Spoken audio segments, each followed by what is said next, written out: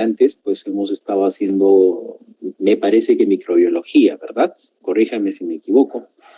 El día de hoy nos han pedido comenzar con ustedes la revisión de los temas de epidemiología, el curso de epidemiología. Es una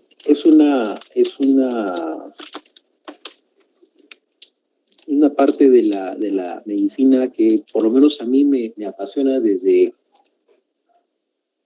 hace ya muchísimos años, prácticamente desde que llevé el curso de epidemiología en el pregrado, así como ustedes lo hacíamos también, si no me equivoco, a la primera revista en el cuarto año, me parece, y desde entonces me ha fascinado. Y tiene mucho que ver con el tipo de enseñanza que hayamos recibido, ¿no?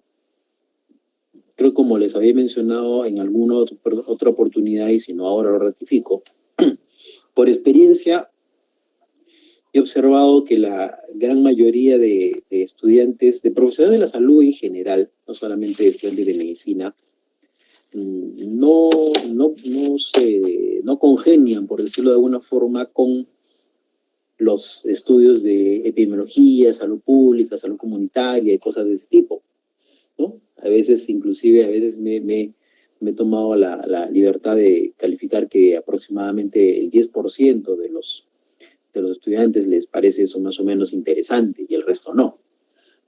Felizmente, aquí en la Universidad Unión hemos tenido una experiencia positiva al respecto, porque veo que ese 10% ya llega a 15% o a veces hasta 20%, ¿no? Eso es una realidad, creo, palpable, porque creo que la gran mayoría a lo largo del estudio está básicamente influenciado por las ciencias clínicas, por el trabajo hospitalario.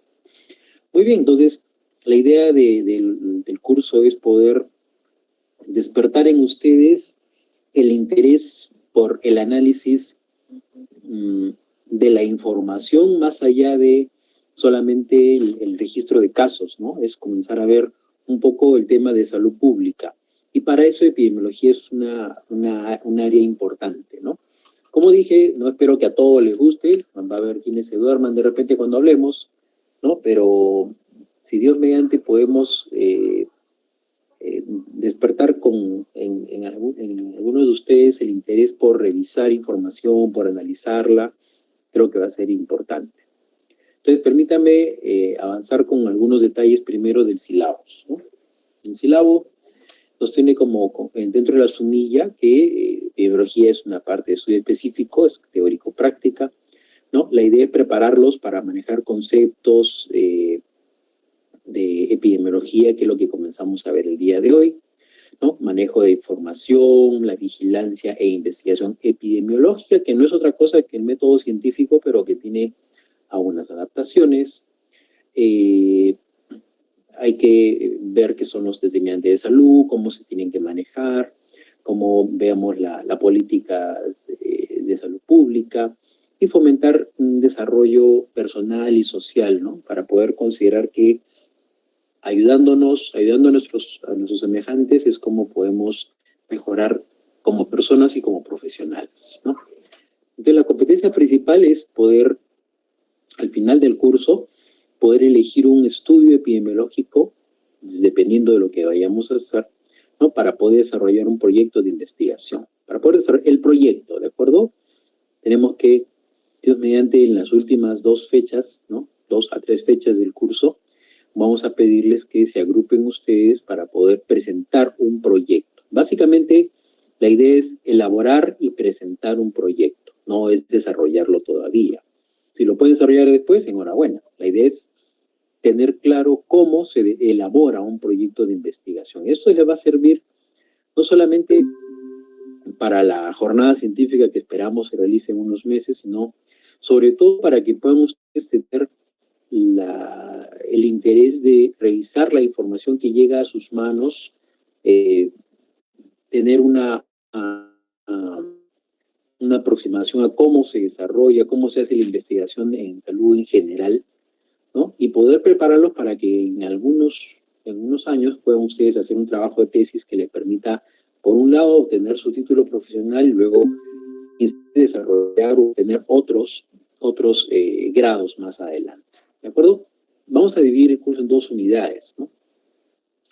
Se ha reestructurado un poco el temario porque debido a la coyuntura en la que nos encontramos, normalmente hacíamos teorías y talleres prácticos en un momento, pero esos talleres implica que podamos estar reunidos cara a cara para poder conversar al respecto. Ahora se ha rediseñado un poco para avanzar la parte teórica lo más posible, y una segunda unidad ya para la aplicación propiamente dicha de los conceptos que manejemos. Entonces, la primera unidad, que es básicamente definición, conceptos, teoría de desarrollo, los diseños que tenemos que utilizar, una preparación para propiamente el proyecto.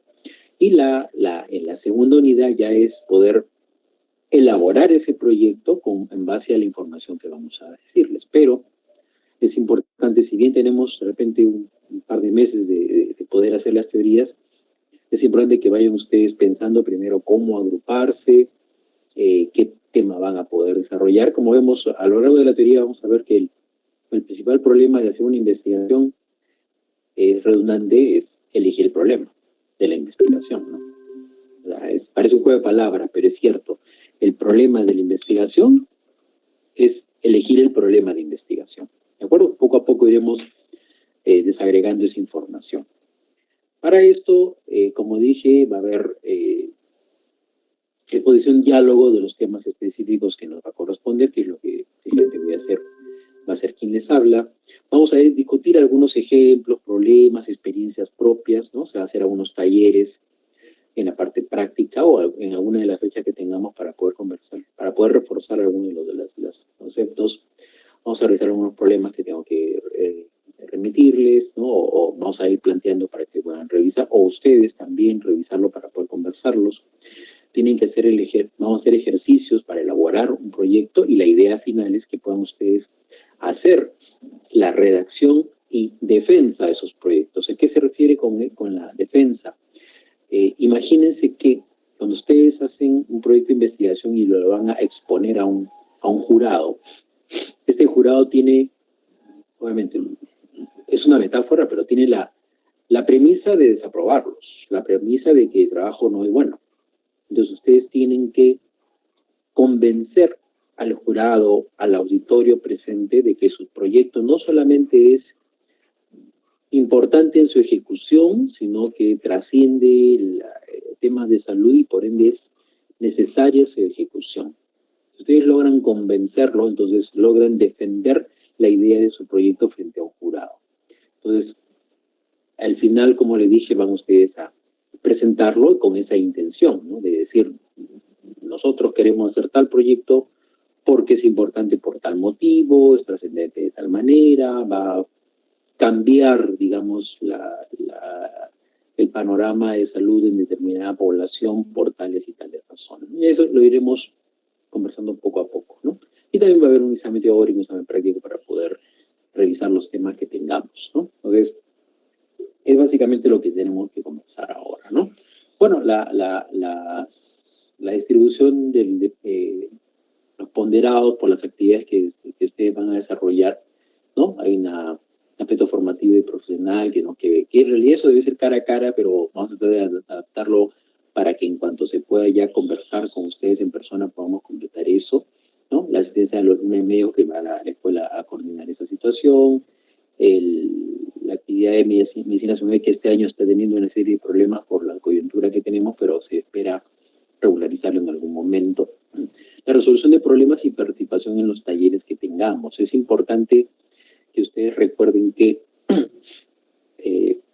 todos los cursos que ustedes han llevado, pero sobre todo, creo yo, epidemiología, es importante porque necesitamos que ustedes participen en la resolución de los problemas, opinando, discutiendo, porque así vamos a ir desarrollando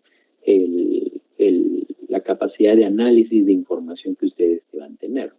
Como dije al principio, sé que la mayoría, si no se duerme, va a estar pensando en otra cosa o leyendo otro curso. ¿De acuerdo? Ya lo sé por experiencia. Pero habrá algunos que no. Habrá algunos que se enganchan con lo que estamos haciendo, van a desarrollar esa habilidad analítica, capacidad de abstracción de la información para poder sacar conclusiones y les va a ser realmente un juego, ¿no? Otros van a sufrir probablemente, ¿no? Pero la idea es poder participar, ¿no? Yo siempre les comento a los que hacemos cursos como este, que si tenemos una calificación individual, pues en lo que es participación, todos empiezan con 0. Y ese 0 va a mantenerse si es que no abren la boca para nada. Entonces les voy a pedir que, en cuanto les pida participación de algún voluntario, opiniones, preguntas, háganlo porque a veces el responder las dudas, resolver las dudas o cometer un error y corregirlo ayuda mucho más incluso que el estudiar en un momento, ¿no? Hay notas para los exámenes, hay el proyecto de investigación que, como les decía, tienen que no solamente elaborarlo, sino también en lo posible presentarlo a la jornada científica que organiza la escuela. ¿De acuerdo? Muy bien, entonces, esos son algunos parámetros que no sé si ya compartieron por el aula virtual el sílabo, pero si no, se lo debe ser ahora en el transcurso de hoy, ¿no? Y básicamente lo que vamos a hacer ahora, ¿sí? El día de hoy, como tenemos 4 horas académicas, vamos a tratar de avanzar en lo posible los tres primeros temas, ¿no? Que son, como les dije, la primera parte es fundamentalmente teórica y conceptos, y vamos a ir entrando poco a poco en lo que ya puede ser a unos talleres, a unas prácticas después. ¿De acuerdo? Entonces, si no les incomoda, quisiera pedirles al grupo en general si es que alguien tiene algún concepto de lo que significa epidemiología. No va calificado, no te preocupes ustedes por eso. Básicamente quiero saber si han revisado alguna información, si tienen algún dato respecto a lo que significa epidemiología.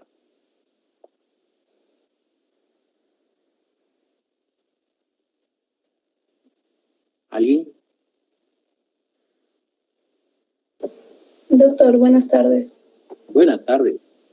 Buenas tardes, yo tengo un concepto. En sí es un estudio de la distribución de los determinantes de los estados o acontecimientos relacionados con la salud. Y esto se puede dar también en poblaciones específicas. Aquí le llamas un determinante, Maricielo, ¿no? Maricielo es uno, ¿verdad? Muy bien, aquí le llamas un determinante. Bueno, tal vez fijo a determinada enfermedad o daño. Ya. Bueno, más o menos. Muy bien, gracias. ¿Alguna otra opinión? ¿Alguna otra opinión que tengan? Buenas tardes. No sé. A ver, adelante, por favor. Puede ser como, mi concepto es que epidemiología es una incidencia de algún tipo de enfermedad en alguna población en específico, ¿no? Ya, muy bien, puede ser. ¿Alguien más que tenga alguna opinión? ¿Me escuchas? Adelante, adelante.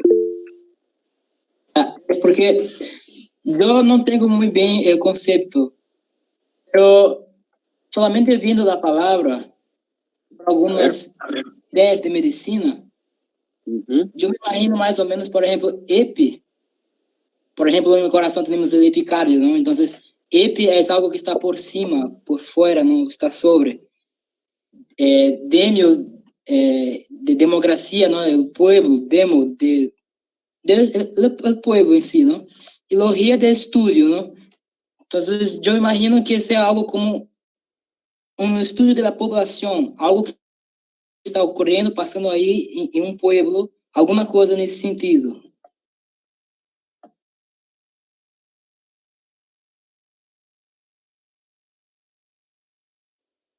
Hola, ¿me escuchan?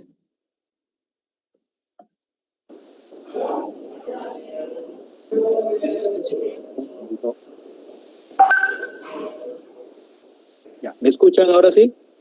Sí, doctor, ahora sí lo escuchamos. Ya, disculpen, había desconectado mi micrófono, perdone, accidentalmente lo había hecho. Bueno, efectivamente hay varios conceptos que podemos manejar sobre epidemiología y es lo que vamos a tratar de dilucidar ahora, ¿de acuerdo? Gracias por sus comentarios, espero que podamos ir resolviendo lo que tenemos ahora. Entonces, nuestro primer tema es eso, ¿no? ¿Qué es la epidemiología? ¿No? como bien decía su compañero, epi es sobre, encima de algo, demos es población y logos es el estudio. Entonces, literalmente sería el estudio respecto a la población, ¿no? Es un estudio de las características de transmisión, evolución, control y prevención de enfermedades o daños para la salud en las poblaciones humanas y animales, ¿de acuerdo? Ojo, enfermedades o daños para la salud. Es decir, no solamente se refiere a enfermedades que requieren un diagnóstico y que están en los libros de medicina, de cirugía, etcétera. No, se refiere también a problemas sociales, qué sé yo, adicciones, ¿no? Violencia, diversas circunstancias, diversos elementos que afectan la salud de las personas, ¿no? Y que requieren un estudio, un análisis para poder determinar por qué se originan, cómo evolucionan, cómo es que se pueden prevenir o resolver, tanto de las poblaciones humanas como de las poblaciones animales. ¿Por qué? Ustedes saben muy bien que nosotros interactuamos en un medio ambiente también con otros seres vivos. Entonces, la población animal también tiene una dinámica que puede afectar en algún momento la salud de las personas. Entonces, eso es lo que vamos a tener que ver. Algunos términos que vamos a ir ampliando y utilizando habitualmente, ¿no? Y que por estos últimos meses han sonado bastante y que van ustedes a ver que a veces se utiliza de manera inadecuada, ¿no? Un evento será esporádico cuando ocurre en una población de forma aislada, ¿no? De vez en cuando diremos, ¿no? Es decir, ocurrió hoy, sabe Dios cuándo, ocurrirá otra vez, ¿de acuerdo? Esporádico. Endémico cuando un evento ocurre habitualmente en una población. Por ejemplo, está bajando la temperatura en Lima, ¿no? Ya sabemos que conforme baja la temperatura, va entrando el invierno, es más frecuente que haya infecciones respiratorias agudas. Como por el contrario, cuando se da el verano, hay más infecciones diarreicas, ¿de acuerdo? Entonces, a eso se llama que es endemia, cuando ya un evento ocurre de manera habitual, ya sabemos cuándo va a ocurrir, ¿de acuerdo? Sabemos que cuando se vaya levantando la cuarentena, por ejemplo, lamentablemente va a volver otra vez la delincuencia que nos estuvo con tantos problemas, la inseguridad ciudadana que casi se controló durante los tiempos de cuarentena, cuando ésta se levante seguramente va a volver, ¿no? Entonces hay eventos que podemos, digamos, predecir que van a ocurrir, le decimos que son endémicos. Cuando un evento ocurre con una mayor frecuencia de lo habitual, mayor frecuencia significa que o no existía y aparece, o existía esporádico, qué sé yo, 1 o 2 casos al día, a la semana, al mes, de pronto comienza a aparecer con más frecuencia. Si ustedes, por ejemplo, ven que, por ejemplo, que haya resfriado común, veamos 1 o 2 casos diarios y de pronto ven ustedes que hoy llegan 2, mañana vienen 5, pues ha dado 10, 15, entonces están ocurriendo más frecuente de lo habitual.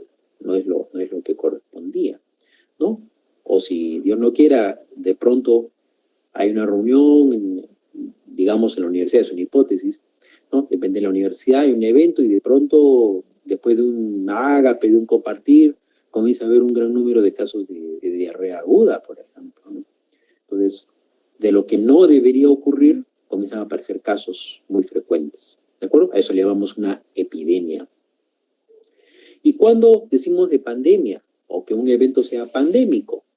Básicamente cuando ocurre de manera simultánea en 2 o más continentes. ¿De acuerdo? Cuando una epidemia está, por ejemplo, está en América, luego está en Asia, como ha sido el COVID-19, empezó en Asia, luego pasó a Europa, luego pasó a América, luego a Asia y Australia. ¿De acuerdo? Más o menos si hubiese secuencia. Cuando ya estuvo en Europa, ya afectaba a 2 continentes, ya podía denominarse pandemia. Sinceramente, no sé por qué la OMS se demoró tanto en darle el nombre de pandemia, porque creo que lo mencionó cuando ya estaba bastante tiempo en América inclusive, ¿no? Entonces hay que tener claro que el término de pandemia es una descripción fundamentalmente a la extensión de un daño, ¿de acuerdo? Ojo, no me refiero a enfermedad, un daño, ¿de acuerdo? ¿No?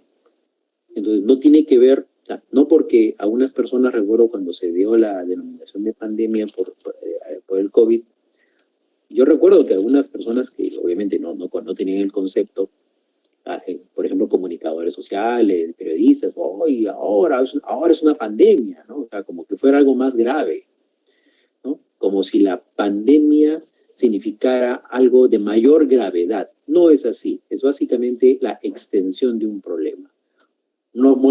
Empezó molestando en China, luego en parte de Asia, finalmente se extendió a Europa y nos parecía todavía lejano hasta que llegó a América y nos comenzó a molestar. Es una pandemia, no es ni más ni menos grave por el hecho de denominarla así. ¿De acuerdo? La descripción de que afecta, como ahora, a prácticamente todo el mundo. ¿De acuerdo? Entonces son términos que tenemos que tener presentes siempre. Otros términos importantes, la morbilidad, que ahora es momento de detallarlo con más amplitud. La morbilidad es básicamente todos los casos de una enfermedad o de un daño en un periodo de tiempo en una población determinada. Por decir, ustedes ya a lo largo de sus cursos habrán visto que en nuestro país, en Perú, por ejemplo, hay una determinada tasa o número de casos de tuberculosis, por decir, de enfermedades renales agudas, como mencionaba, de enfermedades respiratorias agudas, de intoxicaciones alimentarias, etc. Hay un número de casos que ocurre durante un periodo, un día, una semana, un mes, un año, etcétera, en una determinada población, ¿no? Entonces, a eso le llamamos morbilidad, ¿no? A todos los casos de una enfermedad en un periodo de tiempo, puedan ser nuevos o antiguos, ¿sí? Iremos discriminando qué diferencia hay entre casos nuevos y casos prevalentes o existentes, ¿no? La mortalidad, entonces, es decir, toda aquella persona que fallece en una población en un periodo, ¿no? Todos los que fallecen en general en un país, en una provincia, en un distrito, en un barrio, ¿no? En un continente.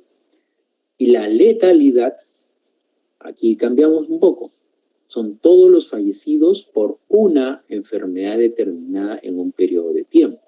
Es decir, si yo dijese que la mortalidad de un país X es, por decir, 100 por 1000, supongamos, ¿de acuerdo? Es una tasa, ¿no? Es decir, hay 100 personas que mueren de cada 1000, de cada 1000 personas, 100 han fallecido durante, pongamos, el último mes, ¿de acuerdo?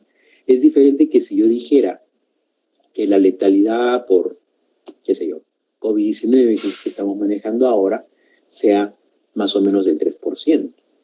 Significa que 3 de cada 100 personas por COVID-19 fallecen. Estoy especificando, ¿no? Es la población que tiene una enfermedad, ¿no? Que fallece por esta. O en todo caso, por la causa del fallecimiento se relaciona, se asocia a la presencia de la enfermedad. Eso es letalidad. ¿De acuerdo? Mortalidad es todos los que fallecieron por diversas razones.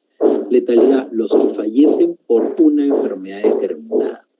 Pues habrá letalidad de tuberculosis, letalidad de diabetes, letalidad de hipertensión, letalidad por accidente de tránsito, letalidad por intoxicación alcohólica, etc.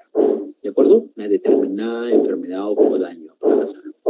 Otro concepto de incidencia y prevalencia que vamos a ampliar en un momento más porque ahí no lo he detallado mucho, básicamente se refieren a la presentación de casos nuevos de una enfermedad o daño y los casos ya existentes previamente al momento en el que hace la revisión, ¿no? Ya, y vamos a ampliar dentro de un momento al respecto, ¿de acuerdo? Disculpen, antes Doctor, de continuar. Sí, adelante. podría hacer una pregunta. En los casos que dicen la mortalidad materna, por ejemplo, entonces estoy hablando no de una enfermedad específica, pero de cualquier factor que ocasione entonces una enfermedad y la muerte de esta madre. ¿Cómo es este concepto de mortalidad? A ver, bueno, cuando hablamos podemos hablar de morbilidad y mortalidad. Cuando oímos la combinación morbimortalidad, se refiere a que ese problema de salud al cual se está refiriendo, en este caso la muerte materna o la morbilidad materna, es de suma importancia y por ende hay que manejar no solamente la cantidad de personas que tengan este problema, sino la cantidad de muertes que están causando. Es decir, Por ejemplo, específicamente lo que estás mencionando, el grupo de ¿a qué se refiere con materno? Con materno se refiere a todas las defunciones o todas las patologías que se producen durante la gestación y el puerperio. ¿Me dejo entender? Es decir, cualquier patología que aparezca durante una gestación y que ponga en riesgo la vida de una gestante y del producto o del feto, entonces a eso le llamamos que está dentro de la morbilidad materna. Y aquellos casos que hayan fallecido durante el embarazo y el puerperio, a todo eso se le llama mortalidad materna. Entonces, para mencionar morbimortalidad, significa que estamos estudiando ambos factores, la cantidad de daños que tiene la población, en este caso gestantes, y la cantidad de fallecimientos que haya tenido. ¿De acuerdo? Como decía ya, iremos ampliando poco a poco a qué se refiere cada una. Porque hay una morbimortalidad neonatal, por ejemplo, como has dicho, materna, perinatal, que son donde más se engloba un grupo determinado. Pero lo iremos conversando más adelante. ¿De acuerdo? Otra cosa que les iba a preguntar, disculpe, antes de continuar. Si mal no recuerdo, nuestro horario es desde las 3 hasta las 6:30, 6:40, si no me equivoco, ¿no? Entonces, más o menos cuando tenemos el primer tema, que debe ser fácilmente un poco más de una hora, ¿no? Le voy a proponer hacer un pequeño descanso para poder continuar luego y completar lo demás, ¿no? Porque pedirle que tengamos las 3 horas seguidas va a ser muy, muy pesado en realidad. Entonces yo les aviso cuando estemos terminando. Y por favor, quien desea hacer una pregunta, hágala en cuanto lo considere pertinente. ¿De acuerdo? Gracias.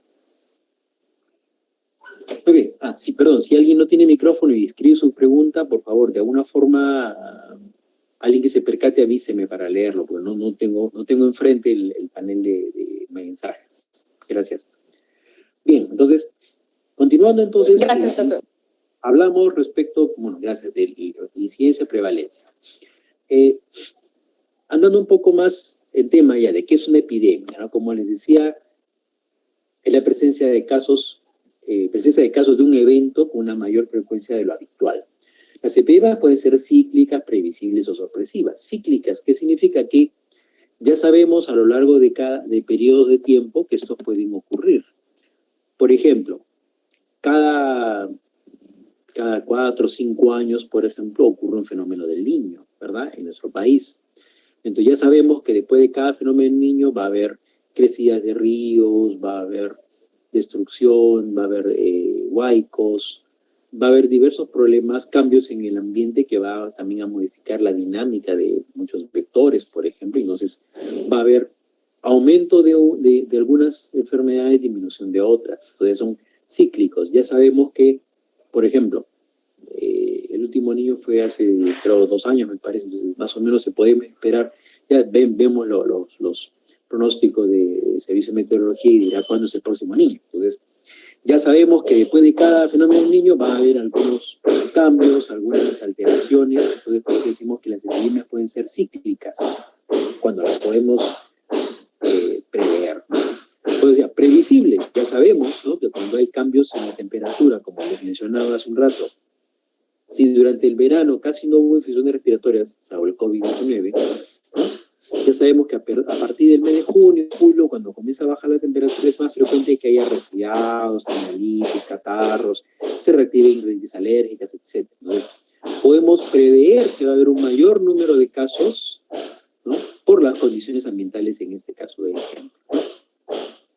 Pero también pueden ser sorpresivas. De pronto aparece algo y nos toma desprevenidos, como es el ejemplo indudable del COVID-19, ¿no? De pronto comenzaron a fallecer un montón de personas en la China, comenzaron a extenderse con gran rapidez y hemos sido testigos, ustedes tienen el privilegio de haber sido testigos de cómo se ha desarrollado una pandemia. Eso no se ve habitualmente, ¿de acuerdo? Y una pandemia agresiva, además, ¿no? Cuando yo era estudiante, por ejemplo, ocurrió la pandemia del cólera, ¿no? Que también, en ese caso, empezó en nuestro país. Nosotros, cuando fue el cólera, nosotros fuimos Chimbote fue el Wuhan de ahora, ¿no?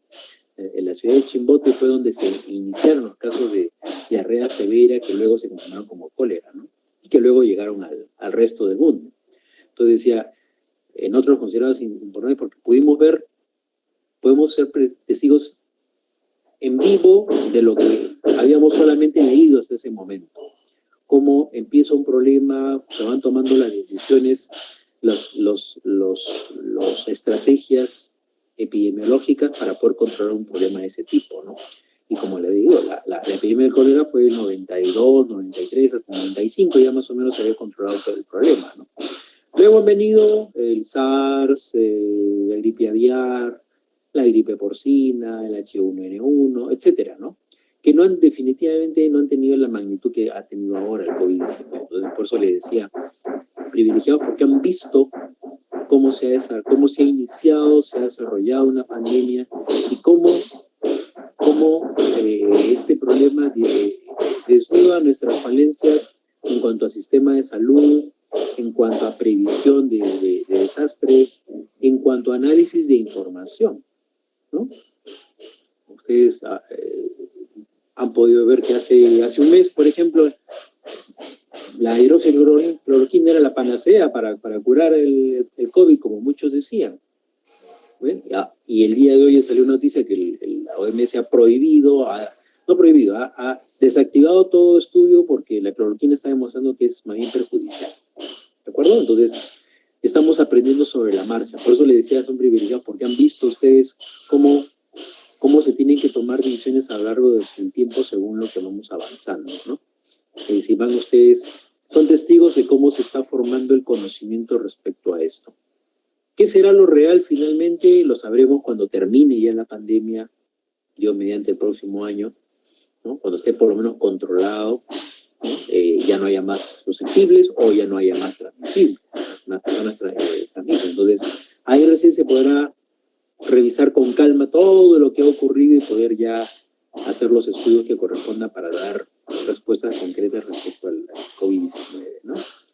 Entonces, por eso les decía, son privilegiados porque están viviendo una pandemia. Obviamente nos golpea en diversas áreas, pero estamos viviendo algo que va a pasar a la historia.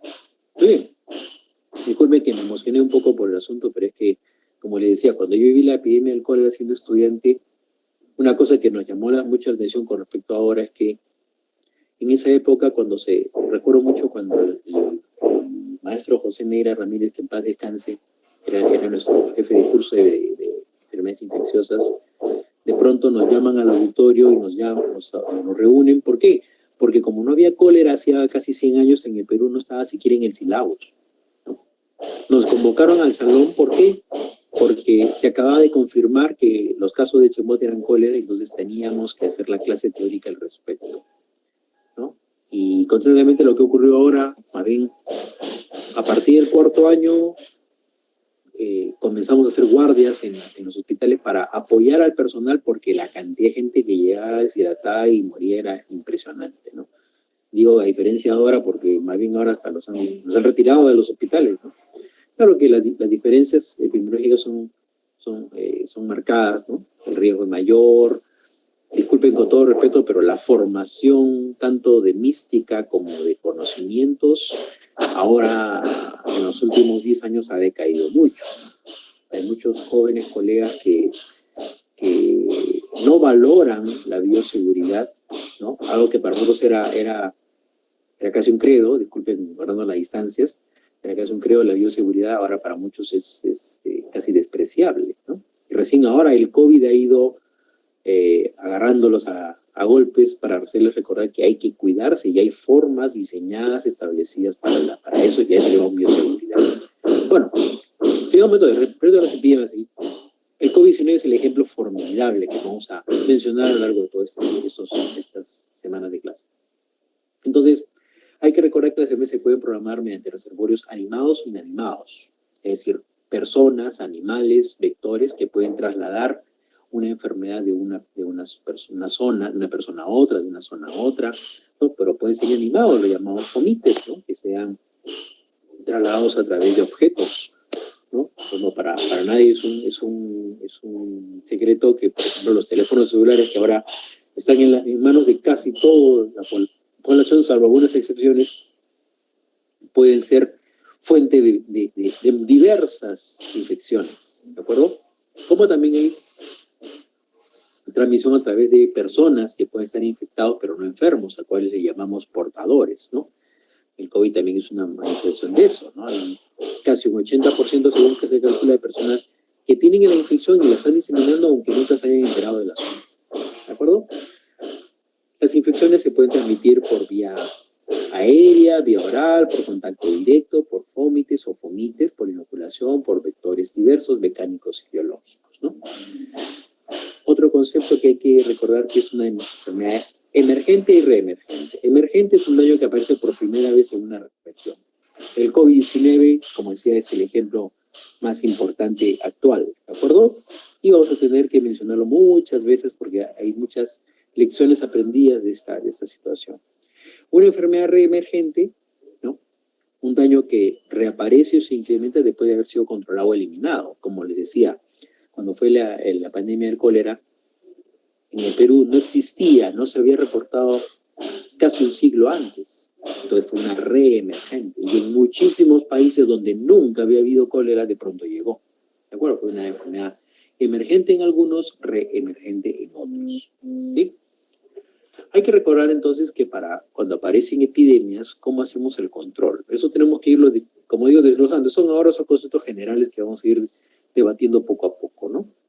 ¿Cómo se controlan las epidemias? Lo primero, la observación de los casos. Observación cómo se comportan, qué características tienen, ¿no? Dónde aparecen más, dónde aparecen menos, ¿no? Y analizar esa información. Por ejemplo, hoy sabemos, y podemos casi afirmarlo porque los datos no lo demuestran así, que la enfermedad es más frecuente o más letal o más virulenta, más patógena en varones que en damas, por ejemplo. Es peligrosa en adultos que quienes tienen oportunidades, ¿no? Que es mucho menos sintomática, mucho menos agresiva o grave que en niños, por ejemplo, ¿no? Hay otras enfermedades que tienen como población de riesgo los extremos de la vida. En el caso del COVID-19 no. Son cuanto mayor es la persona, más riesgo tiene.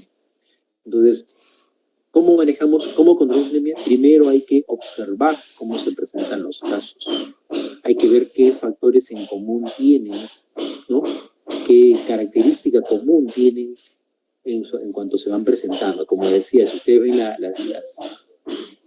todas las tablas de distribución de casos, la mayoría son varones, por ejemplo, ¿no?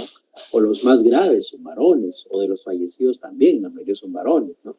Hoy, por ejemplo, hemos visto con tristeza que de los, creo, más de 30 colegas que han fallecido, hoy falleció la primera dama, ¿no? Imagínense, hay 30 varones que han fallecido cuando recién fallece la primera dama el día de hoy, ¿no? Bueno, se ha reportado, ¿no? Entonces, eso también es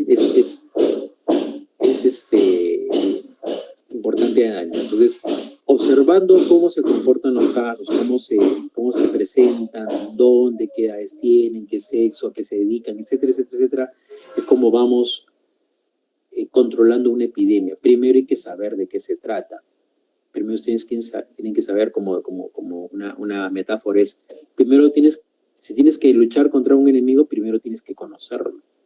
Si no lo conoces, no puedes intentar atacarlo porque vas a estar trabajando a ciegas. Entonces, esa observación y análisis de los problemas es fundamental. ¿De acuerdo? Otra estrategia masiva en realidad, pero que lastimosamente fue menospreciada durante muchísimo tiempo, es el lavado de manos, la higiene. ¿De acuerdo? Llámese en general higiene corporal, pero precisamente el lavado de manos. Cuando fue el primer cólera se hizo una campaña comunicacional muy agresiva para promover el lavado de manos que antes no se hacía tan cotidianamente, ¿no? Eso llevó a que muchas infecciones transmitidas por alimentos vayan disminuyendo, ¿no? Se le dio mucho apoyo, mucho auge al lavado de manos. Como es comprensible, fue decayendo poco a poco hasta que otra vez casi cayó en el olvido. ¿De acuerdo? Muchos profesionales de la salud ya no se lavaban las manos, aun cuando se les ha enseñado de que eso es sumamente importante. Hoy mismo vemos que muchos sectores empresariales, actores económicos, ¿no?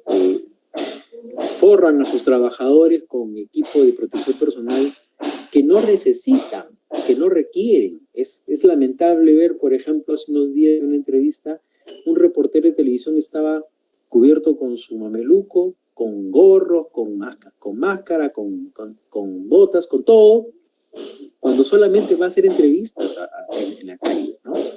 Mientras que el médico a quien entrevistaba, mientras el médico que estaba entrevistando solamente tenía su mascarilla. Entonces, cuando lo fundamental es el lavado de manos, en este caso, la protección respiratoria, que lo que viene a continuación es medida de protección personal, las medidas de protección personal son fundamentales, pero sin exageraciones. Una enfermedad transmitida por vía respiratoria, como es el COVID-19, básicamente necesita que las personas usen mascarillas, ¿de acuerdo? Que usen mascarillas respiratorias, ¿no? Mascarillas quirúrgicas, ¿no? Y que se laven las manos. El hecho de desinfectar zapatos, ¿sí? Es que estamos escuchando su voz, pero también estamos escuchando martillando en nuestros oídos. Una persona con martillo, estaba terrible eso. Disculpen, es que hay un vecino está haciendo una obra acá y no sabía al respecto. Interrumpe mucho, disculpen. Voy a cerrar una ventana. Dime un minuto a ver si podemos aminorar el ruido, ¿ya? Por favor. Ok. Gracias.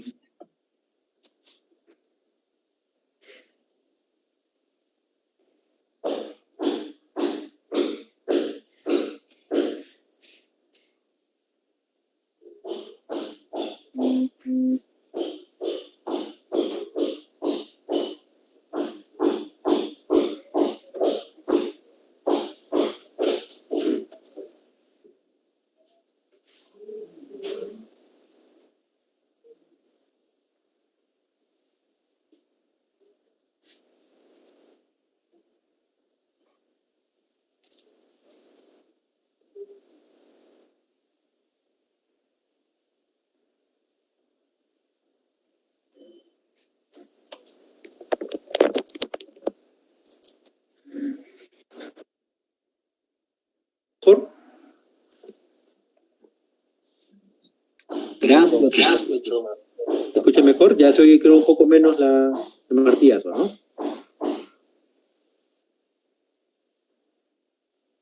Muy bien, a ver. Bueno, les comentaba, disculpen que emocionaba un poco al respecto del equipo de protección personal. ¿Por qué? Porque como les decía, vemos de que en la coyuntura que nos encontramos actualmente, la población, me refiero, la población, basta con que use su mascarilla y que se lave bien las manos, ¿no? A unos necesitan los zapatos, no tiene por qué hacerlo. Se rocían de agua con lejía, y eso lo he visto en instituciones públicas, ¿no? Por ejemplo, la vez pasada iba a pagar el servicio del agua y nos rociaron de pies a cabeza, y eso es absurdo, ¿no? Es decir, hay quienes lastimosamente por ignorancia, por falta de educación sanitaria, que no tienen por qué tenerla, ¿no? Cometen excesos, ¿no? Habrán visto en noticias que de pronto había unos túneles para desinfectar a las personas en las cuales se les lanzaba lejía, ¿no? O a un desinfectante, ¿no? Lo cual no es coherente. Recuerdo aquí donde yo vivo, en la puerta del mercado había uno de esos túneles, ¿no? Yo le decía al funcionario que estaba, discúlpame, pero eso se utiliza cuando vas a pasar de una zona contaminada a una zona estéril o menos contaminada, pero no, es para hacerlo de la calle hacia adentro del mercado, y el mercado la gente está caminando libre y contenta. Entonces es absurdo, ¿no? Básicamente la protección respiratoria que corresponde y el lavado de manos para la población. ¿Quiénes tienen que hacer todo lo demás? Mandil, gota, gorro, anteojos, el personal de salud. ¿Por qué? Porque tiene contacto con personas enfermas, con microgotas, con aerosoles, el riesgo y una mayor cantidad y concentración, ¿de acuerdo? Entonces, las epidemias se controlan fundamentalmente el lavado de manos, de donde quiera que sea, y uso adecuado del control del equipo de protección personal, ¿de acuerdo? Para nuestro caso, en población, mascarillas. Entonces, si ustedes conocen algún amigo, familiar que está desesperado, desinfectando sus zapatos, bueno, si se siente más tranquilo, bien, ya, hágalo, ¿no? Pero no es indispensable, ¿de acuerdo? Es más para tranquilizar a la población, pero como les decía, vemos lastimosamente que a veces hay, qué sé yo, personal de municipios, periodistas, qué sé yo, repartidores de alimentos que andan así, pues con el mameluco completo, ¿no? Cuando eso se debe utilizar solamente cuando una persona está expuesta a aerosoles, es decir, que esté frente a alguien que esté intubado, que se le esté nebulizando, etc. Y eso ocurre pues, solamente en una unidad de cuidados intensivos, ¿no? Entonces hay gente que en la calle usa equipo o vestimenta que debería ser usada en UCI. Eso puede ser uno de las razones por las cuales la cantidad de equipos para el personal es escasa, ¿no? Otra forma de controlar las epidemias es con el control de vectores, cuando se identifica que existe un vector al respecto, y poder de alguna forma mejorar el saneamiento ambiental. Para eso es importante la observación de los casos, como les decía. De ahí de parte, si uno no conoce la dinámica de los casos, difícilmente va a diseñar la estrategia adecuada, ¿no? Eliminar reservorios si es que detectamos que los hay, reservorios animados o inanimados, qué sé yo, animales que los contengan, qué sé yo, objetos, fuentes de agua, sitios contaminados, ¿de acuerdo? Hay que considerar también la higiene, la conservación y el procesamiento de los alimentos. Por cualquier motivo, de alguna forma tenemos que considerar también la protección de los alimentos, sean o no la fuente de infección. Es porque en algún momento va a ser necesario que estos tengan que ser distribuidos, procesados, y entonces pueden ser fuente de problemas más adelante, ¿no? Usar antisépticos, usar antibióticos cuando sea necesario, ¿no? Realizar la protección de los susceptibles. La principal de ellas es la vacunación, que, como ustedes habrán escuchado en las noticias, ahora por motivo del COVID se está desarrollando, se está trabajando a 1000 por hora para poder tener una vacuna lo antes posible, ¿no?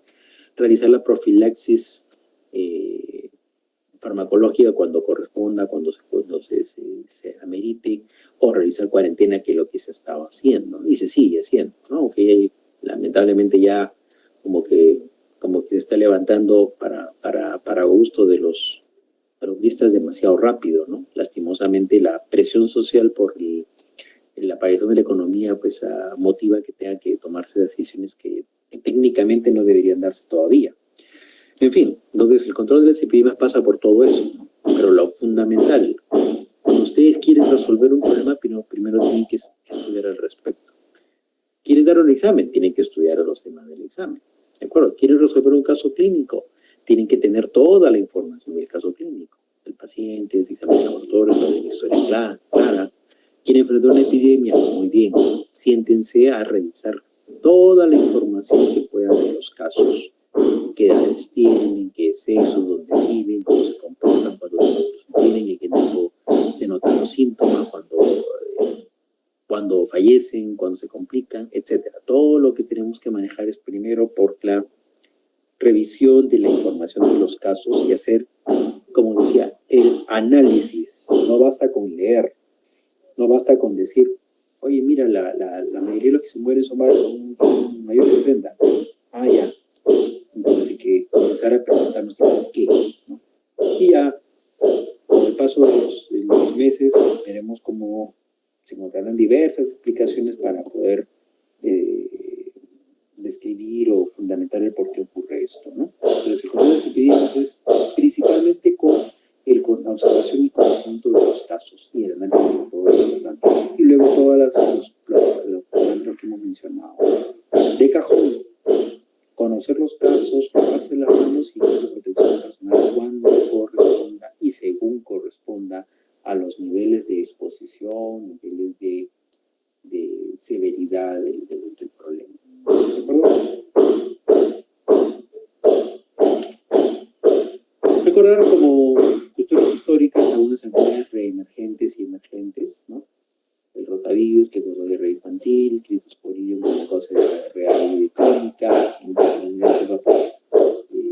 personas que tienen cáncer, legionela, cuando apareció el ébola, como enfermedad realmente espantosa, ¿no? fiebre hemorrágica con una letalidad de casi el 80%, ¿no? El hantavirus, también otra enfermedad de alta letalidad, Campylobacter jejuni causante de enfermedades diversas, la Doctor. ¿Aló? Sí. Disculpe interrumpirlo. Adelante. ¿Cree que podría hablar un poquito más? ¿Más fuerte? Ya. Para poder primar su voz desde el golpeteo del martillo. Disculpe, ya, muy bien. Sí. Voy a acercar un poco el micrófono entonces. Muy bien. Bueno, esta parte básicamente era mencionar algunos ejemplos de enfermedades emergentes y reemergentes a lo largo de la historia. ¿De acuerdo? Han habido diversas. El VIH, hepatitis C, virus de herpes, etc. Eso es básicamente para una cuestión histórica que pueden ustedes encontrarlo en cualquier momento. ¿De acuerdo? Este gráfico es importante recordarlo porque esto plasma lo que se llama el modelo epidemiológico asociado a los daños. Nos habla de que hay un triángulo equilátero que marca el equilibrio entre los agentes, entre un agente etiológico de una enfermedad o de un daño, el cual va a estar inmerso en un medio ambiente que interactúan ambos con un hospedero. Ustedes en la literatura y cotidianamente van a encontrar que se le dice huésped. Sin embargo, el término correcto en español es hospedero. En inglés se llama host, es así como lo traducen como huésped muchas veces, pero en realidad no lo es, ¿no? Entonces es un tema, por costumbre se sigue llamando huésped al que alberga al agente etiológico, pero se debe llamarse hospedero. En fin, ¿qué cosa marca este modelo epidemiológico? Que cualquier desequilibrio entre uno de los tres elementos va a alterar ese triángulo. Por ejemplo, si producto de un fenómeno natural, ¿no? Pongamos, hay una lluvia, hay un fenómeno del Niño, el medio ambiente se va a alterar. Hay más precipitaciones, más humedad, más agua, o por el contrario, sequía, etc. Por ejemplo, si ese medio ambiente se altera, entonces también se va a alterar de alguna forma el hospedero. Por ejemplo, no va a tener alimentación, no va a poder mantener su higiene, o va a estar expuesto a la intemperie, va a tener problemas para eso. Y al mismo tiempo, esa alteración del medio ambiente va a hacer que algunos agentes etiológicos proliferen o aumenten su número de manera inusual.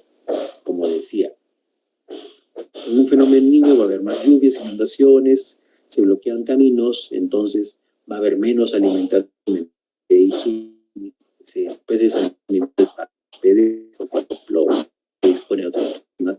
Y también al haber esos fenómenos naturales va a haber un mayor número, por ejemplo, de vectores de malaria, por decir, ¿no? De dengue, etc.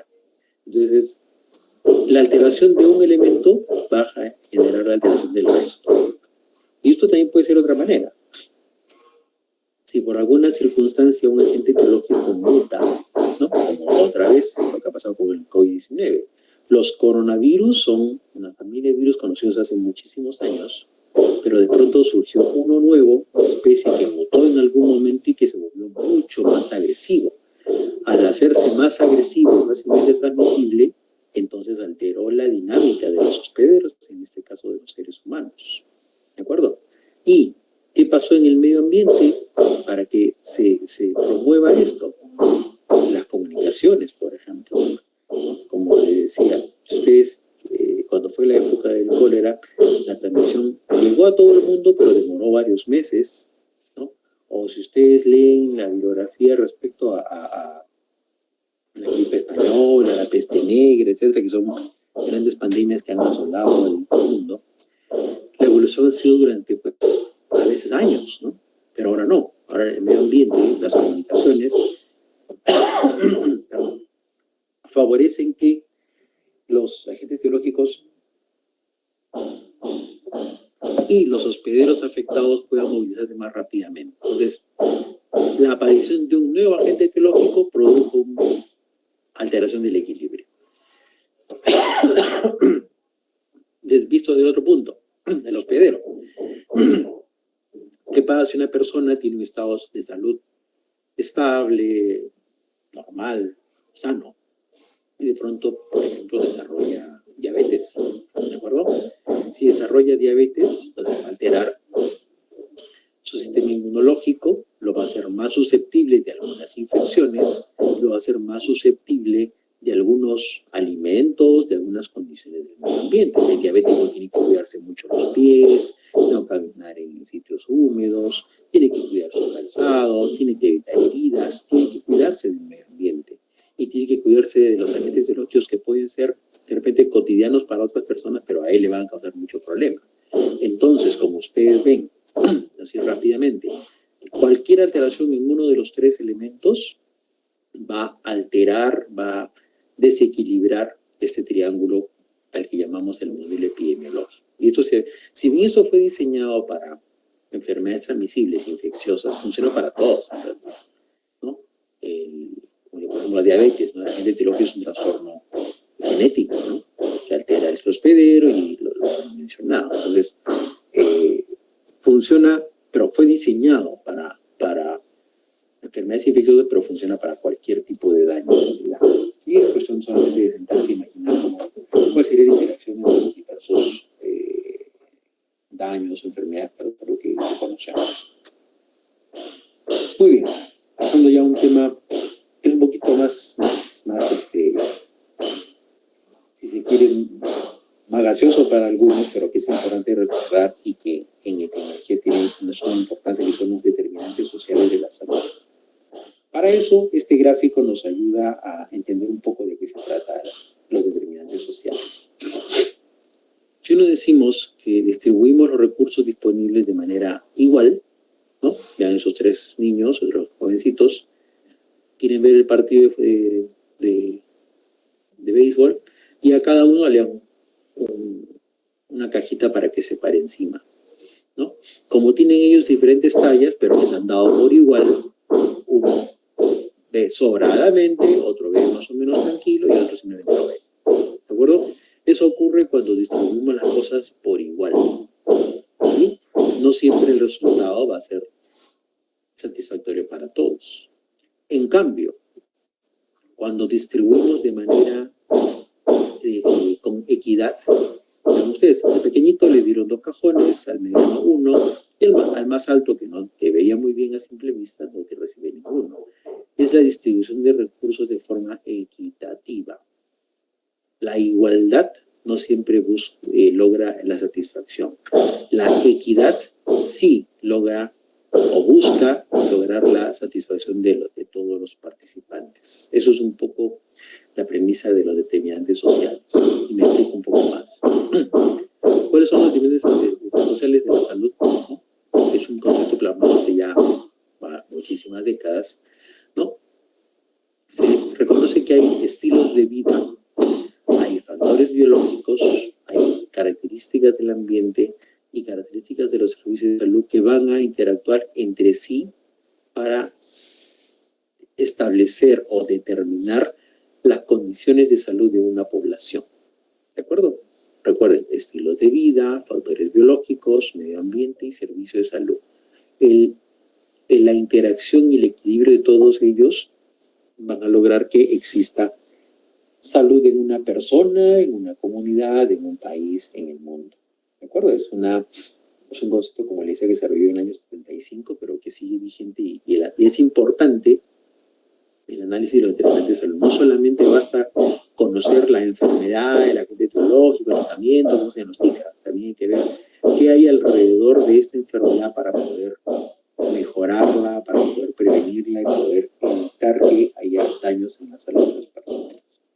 Entonces, los determinantes de la salud, como dijimos, pueden ser biológicos, es decir, aquellos que se refieren a la fisiología y funcionamiento de un organismo, en este caso de los seres humanos, que es lo que nos interesa, y que son poco susceptibles de modificarse, ¿no? No podemos modificar la edad de las personas, el sexo, la raza, por ejemplo, de las personas, ¿verdad? Sabemos que hay enfermedades que son prevalentes a determinadas edades más que en otras. Hay enfermedades de los recién nacidos, enfermedades de las gestantes, enfermedades de los gerontes, y que van a irse presentando o modificando en su frecuencia según avanza la edad de la persona. Hay enfermedades que son inherentes a los sexos. No vamos a hablar de cáncer de próstata en damas, ni de cáncer de cuello uterino en varones, por ejemplo. ¿De acuerdo? Siendo grosero en el ejemplo. Ahí sabemos que, por ejemplo, las personas de raza negra, la tendencia de raza negra, tienen mayor tendencia a ser hipertensión arterial, porque esa sea más severa, ¿no? Entonces hay determinantes referidos biológicos referidos a las condiciones de una persona o de un ser humano que no se pueden modificar, son poco susceptibles de modificar. Bueno, en realidad el linfoma menos susceptible, pero en realidad no se puede modificar, vienen ya establecidos o van modificándose, pero sin que podamos hacer algo al respecto. No podemos, como dije, modificar el sexo, la raza, ni tampoco la edad. La edad va a ir cambiando según la propia cronología del individuo. Entonces, son factores que hay que considerar y que los tenemos que conocer, aunque no podamos modificarlos. Pero los demás factores sí podemos hacer algo para tratar de modificarlos. Factores del ambiente, ¿no? La temperatura, presencia de ruido, radiaciones, la presencia de agentes infecciosos. Podemos establecer medidas para protegernos del frío o del calor. Podemos utilizar medidas para evitar que haya ruidos o contaminación sonora. Podemos protegernos contra radiaciones solares, ultravioletas, radiactividad, etc. Podemos utilizar diversas terapias y métodos de protección contra diversos agentes infecciosos, etc. Entonces, hay cuestiones del ambiente a los cuales tenemos que considerar cuando se da una enfermedad. Les mencionaba, por ejemplo, sabemos que en el verano hay más diarreas y en el invierno hay más infecciones respiratorias. La temperatura ambiental tiene que ver con la aparición, la dinámica de las enfermedades también, ¿no? Los estilos de vida o factores sociales, ¿no? Cuestiones que tienen una incidencia importante. La pobreza, el desempleo, la educación, el nivel cultural, el estrés, diversas circunstancias, el desarrollo de adicciones. Hay situaciones que afectan a una población, a una persona o a una población y que determinan la presencia mayor o menor de enfermedades.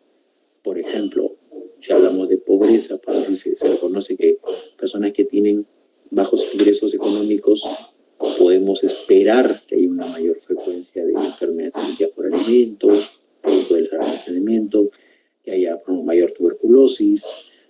Hay que haber algunas enfermedades que se asocian, por ejemplo, al nivel socioeconómico, y a su vez el desempleo, ¿no? Como les mencionaba hace un rato.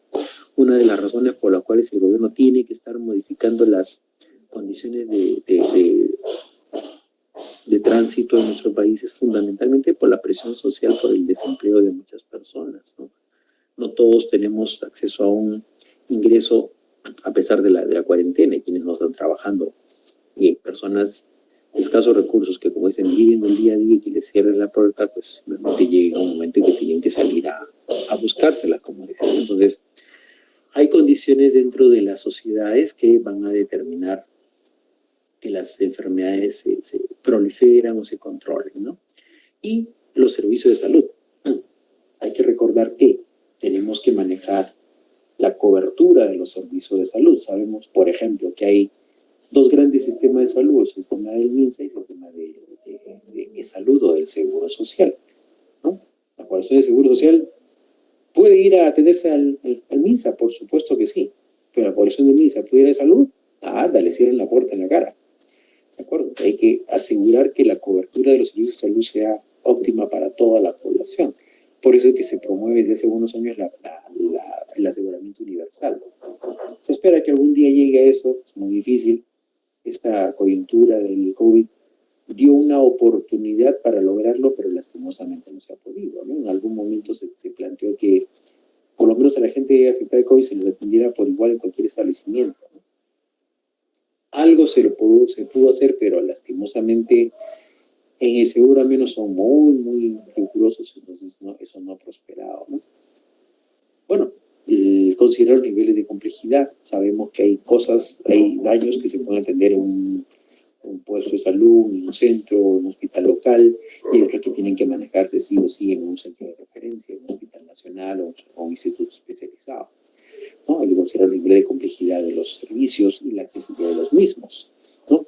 Alguien que tenga cáncer y que viva en un caserío en medio de la selva,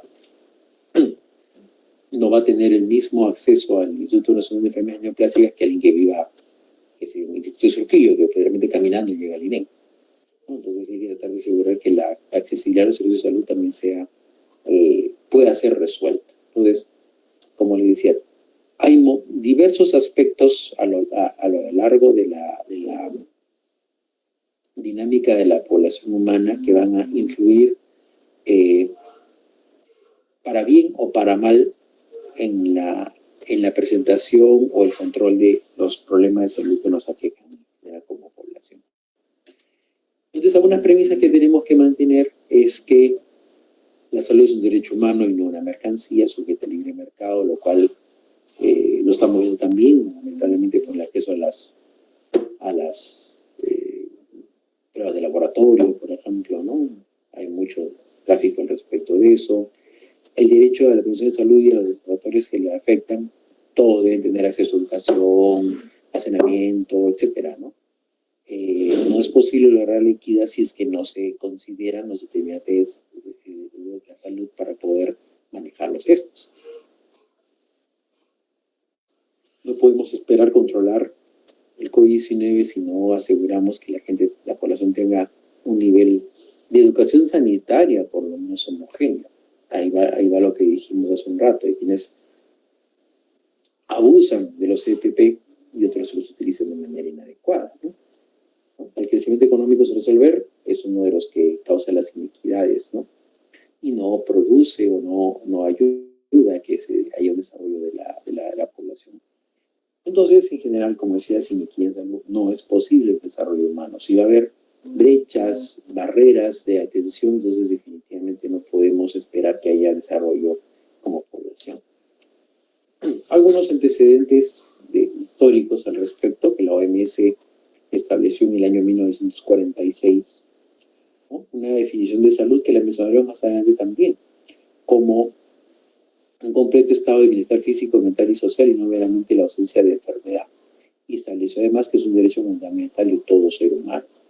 Esta definición fue la que motivó una gran corriente de trabajo más o menos en la década de los 80, ¿no? Que se le llamó la atención primaria de salud, ¿no? Poder lograr, recuerdo, el objetivo era salud para todos en el año 2000. Es decir, que todas las premisas que hemos mencionado, de que que se resuelvan los determinantes de salud, que haya control de las enfermedades, etcétera, que la mortalidad disminuya, que se pueda lograr en el año 2000, ¿no? Ya vemos, ha pasado 20 años de esa meta y lo que se avanzó con respecto al año 81, cuando se introdujo la estrategia de atención primaria, pues no ha sido mucho, ¿no? Había avances, sí, pero no ha sido suficiente, ¿no? Además que la OMS estableció que definitivamente tiene que establecer la atención de la salud propiamente dicha, es decir, atender a los enfermos, pero también estableció claramente la necesidad de atender los determinantes sociales, asegurar agua, saneamiento, alimentación adecuada, nutrición, vivienda, trabajo, etcétera, ¿no? La equidad de género, educación, para poder promover que haya condiciones de salud favorables para toda la población. Y asimismo se estableció, miren, ya desde esas épocas, que debiera haber servicios de salud con calidad, donde no se discriminen las personas, donde se guarde la confidencialidad, se brinde un trato con la ética necesaria y respetando el nivel cultural de las personas, con respaldo científico de las actividades que se hagan para poder brindar, como decía, una atención adecuada en conjunto, una atención de calidad. ¿De acuerdo? Entonces, básicamente para ampliar lo que les mencionaba, ¿no? Los determinantes sociales son ciudades en las que las personas nacen, crecen, viven, trabajan, envejecen y que son el resultado de la distribución del dinero, del poder adquisitivo, etcétera, ¿no? Explican las inequidades que les mencionaba hace un momento, ¿no? En el año 2005 se estableció una comisión para poder asesorar a los diversos gobiernos para ver cómo se enfrentan los determinantes sociales. Se estableció que debía haber equidad desde el principio, debe invertirse para que haya educación desde la infancia, debía asegurarse entornos saludables, mejoramiento de viviendas, educación sanitaria para conductas saludables, desarrollo rural, etcétera, ¿no? Trabajo digno, ¿no? Que se comiencen a establecer condiciones favorables en los trabajos, que no haya explotación, que se brinden equipos, capacitación, etcétera. Que haya protección a lo largo de la vida, se mencionan los seguros, por ejemplo, ¿no? Hace algunos años, por ejemplo, ahora existe el Seguro Social de Salud, existen seguros privados, existe el SIS, que atiende una gran población. Hace algo más de 20 años el SIS no existía. Entonces, las únicas personas que tenían un seguro eran aquellos que estaban incluidos en el Seguro Social y que eran básicamente empleo formal, y aquellos que tenían un poder adquisitivo suficiente para pagar un seguro privado. El resto de la población estaba desatendida, tenía que ir a un hospital de MINSA y pagar por su atención, ¿no? Pues eso marcó una gran variación, porque imagínense, estamos hablando el año 90 y cuando hice Serum, por ejemplo, 93, 94, recién aparecía el seguro escolar. Solamente tenían una atención gratuita todos los estudiantes de los colegios que estaban matriculados. Luego se empleó eso a las gestantes y luego se empleó, si no recuerdo, a los adultos mayores, finalmente ya se extendió a toda la población. Entonces, la protección social es eso, los seguros, ¿no? Y la atención universal debía lograrse el aseguramiento gratuito sin ninguna restricción. Actualmente hay restricción, ¿no? Si ustedes leen una póliza de seguros pública o privada, hay determinadas condiciones que se van a lograr atender y algunas que no. Enfermedades preexistentes, daños autoinfligidos, hay algunas cositas que no se pueden cubrir, ¿no? Y es que no haya restricciones en ningún momento. Este es un esquema para poder más o menos mencionar cómo se tiene que manejar la estructura de una sociedad, ¿no? Toda la población tiene un contexto socioeconómico y político, tiene un gobierno que plantea políticas macroeconómicas para el manejo de la economía de ese país, tiene establecidas políticas sociales de trabajo, de vivienda, salud, educación, protección social, promoción de la cultura y valores sociales. Todos ellos van a determinar la posición socioeconómica, la clase social de las personas, en base a los ingresos, ocupación y educación después, ¿no? Y todos ellos van a originar factores que van a determinar y van a tener un impacto en las desigualdades en cuanto al acceso de las condiciones de salud y el bienestar de las personas. Todo esto debe establecer sistemas de atención de salud para poder no solamente evitar que las personas tengan enfermedades, sino de alguna forma aprovechar o promover que los factores que hacen desigual a una comunidad puedan modificarse, ¿no? Los sistemas de salud tienen que proveer, por ejemplo, de agua potable a todos, de atención de salud a todos, educación sanitaria y preventiva, los estilos de vida saludables, hábitos saludables, etcétera, ¿no? Entonces, hay determinantes intermedios que son lo que estamos mencionando y determinantes estructurales que son ya la forma como está organizada una nación en realidad. Entonces, como les decía, es un tema un poco nebuloso quizás, pero la idea es básicamente recordar que no solo podemos considerar las enfermedades desde el punto de vista de la persona que lo sufre, sino de todo el contexto que hay alrededor de esa persona, tanto en su familia, en su comunidad, en su país, etc. ¿De acuerdo? Bueno, lo que se mencionaba, que para que haya equidad tiene que haber manejo de los determinantes sociales, ¿no? Entonces hubo reporte de esa comisión que les mencionaba, que establecía, por ejemplo, que la inclusión social mata a muchas más personas, combinado con malas políticas para la economía. Se recomendaba que era imperativo reducir las inequidades, mejorar la distribución, etcétera, ¿no? Para, o sea, había que mejorar las condiciones de vida, la estructura de las sociedades, etcétera, y hacer un monitoreo al respecto. Muy bien. Había que modificar la estructura de las sociedades para poder empoderar a las personas, para poder reconocer que existen poblaciones excluidas para poder darles una voz que les permita manifestar las carencias que tuviesen, ¿no? Desarrollar políticas públicas considerando la opinión de las personas que están afectadas, ¿no? Como se dice ahora, hay que estar en la cancha para poder ver las cosas y hay que escuchar la opinión de quienes están sufriendo los problemas para poder buscar cómo mejorarlos. No necesariamente una persona que esté muy bien formada teóricamente en una determinada ciencia va a resolver el problema sin antes escuchar lo que tenga que decir alguien que vive el problema diariamente, ¿no? Ustedes han visto las quejas del personal de salud en diversas localidades porque el equipo de protección que les dan no es adecuado, no es suficiente y que se exasperan cuando ven llegar, como les decía, periodistas, funcionarios, fiscales, trabajadores administrativos que tienen más EPP que alguien que esté en la música. Pues lo que les mencionaba, que no hay desarrollo sin equidad, el crecimiento económico debe distribuirse, debe promoverse que logre el desarrollo humano, ¿no? Hay que promover siempre, como decía, la equidad para poder lograr el bienestar de la población. Muy bien, hasta aquí, ¿alguna pregunta que tengan, chicos?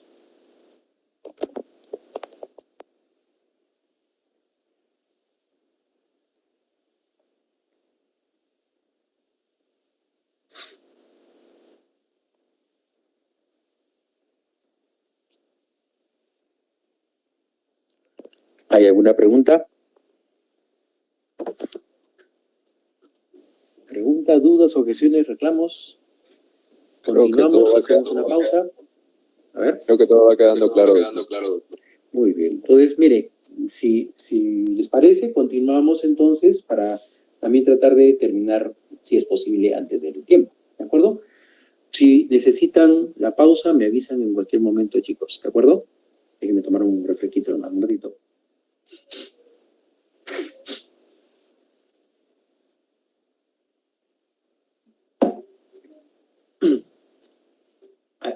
¿Alguien estaba mencionando algo? Disculpen. No, bueno, a ver. Vamos a ir entrando ya a temas un poquito más concretos. El proceso salud-enfermedad, ¿no? Viene desde la declaración de la OMS, ¿no? El concepto de salud-enfermedad que les mencionaba hace un momento, ¿no? Que no solamente es la ausencia de enfermedades, sino un bienestar físico, mental y social. Que como ustedes imaginarán, si es que somos estrictos en la aplicación de ese concepto, pues, surgió en el año 46, que se revisó más o menos en los años 60 y que se volvió a revisar en el año 81 en una conferencia en Kazajstán, en la localidad de Alma-Ata. Se encontró pues que, bueno, es el concepto de salud que tenemos que manejar, ¿no? Pero vemos que como está plasmado es muy difícil de lograr. ¿No? ¿Por qué? Porque la salud es un fenómeno multidimensional, no es solamente de salud física, no es que no tenga una enfermedad que afecte el metabolismo, también hay enfermedades que afectan la salud mental de las personas, ¿no? Y no solamente me refiero a trastornos del pensamiento, trastornos de la conducta, no, fundamentalmente se comenzó a manejar mucho el concepto del estrés, ¿no? De la presión laboral, de la violencia familiar, de las adicciones, etc. Hay diversos elementos que influyen en el concepto de salud de una persona o de una comunidad, porque una persona no es una isla, ¿no? Muchos individuos pueden sufrir desarreglos debido a una coyuntura que afecta a toda su población. Ya les mencionaba hace un momento, ¿no? El COVID-19 nos ha puesto a muchas personas dentro de las casas, sin poder salir, sin poder siquiera trasladarse a algunas cuadras de su hogar, como caso de los adultos mayores, ¿no? Los niños también que no podían salir, ¿no? Y eso genera, en muchos ha generado un estrés muy grande, una sensación de estar indefensos, de no ser útiles a la sociedad, ¿no? Hay diversas circunstancias que se van originando por eso. Entonces, aun cuando alguien esté físicamente bien, no tenga la enfermedad, pero no puede decir que su salud es adecuada. Se han intentado diversas estrategias para que las personas puedan sobrellevar este periodo de aislamiento de la mejor manera, unos mejor que otros, ¿no? Se han desarrollado conceptos de resiliencia, de adaptación, etcétera, ¿no? La salud también es multifactorial porque depende, como decíamos, de muchos factores, ¿no? No solamente es de que alguien no tenga una enfermedad, sino que esté bien alimentado, que no tenga hábitos nocivos, que tenga una actividad física determinada. Es decir, hay muchos factores que van a influir en que haya salud en una persona. Pero también es muy variable porque va a depender de el lugar donde vive una persona, ¿no? El tiempo, las condiciones del ambiente, los parámetros culturales que maneje una comunidad, ¿no? Hay costumbres, hay hábitos que pueden ser socialmente aceptados por una comunidad y que son totalmente, digamos, despreciados por otra comunidad. En aspectos religiosos, hay diversos elementos que pueden modificar la perspectiva de salud, ¿no? De una comunidad a otra, aun cuando todos somos seres humanos, ¿no? Hay datos que hay algunos tipos de alimentos o costumbres que son muy arraigados en la comunidad y que son difíciles de modificarse, ¿no? Es decir, hay el fenómeno, el concepto de salud es sumamente variable y por ende difícil de poder establecer. Ahora, para poder acercarnos un poco más al tema, ya vamos planteando qué es el perfil epidemiológico de una comunidad. Cuando queremos saber no solamente de una persona, sino de una familia, un barrio, un distrito, una provincia, un departamento, una región, un país, un continente, tenemos que plantear el perfil epidemiológico de esa población. Tenemos que identificar qué enfermedades les afectan, qué causas hay para que fallezcan, qué factores se asocian a que haya mayor riesgo de que esa persona se enferme o muera, ¿no? Teniendo en cuenta todo lo que hemos mencionado, ¿no? Aspectos de la geografía, de la población, del tiempo en el cual se encuentran. A eso le llamamos el perfil epidemiológico. Perdón. Ya, gracias.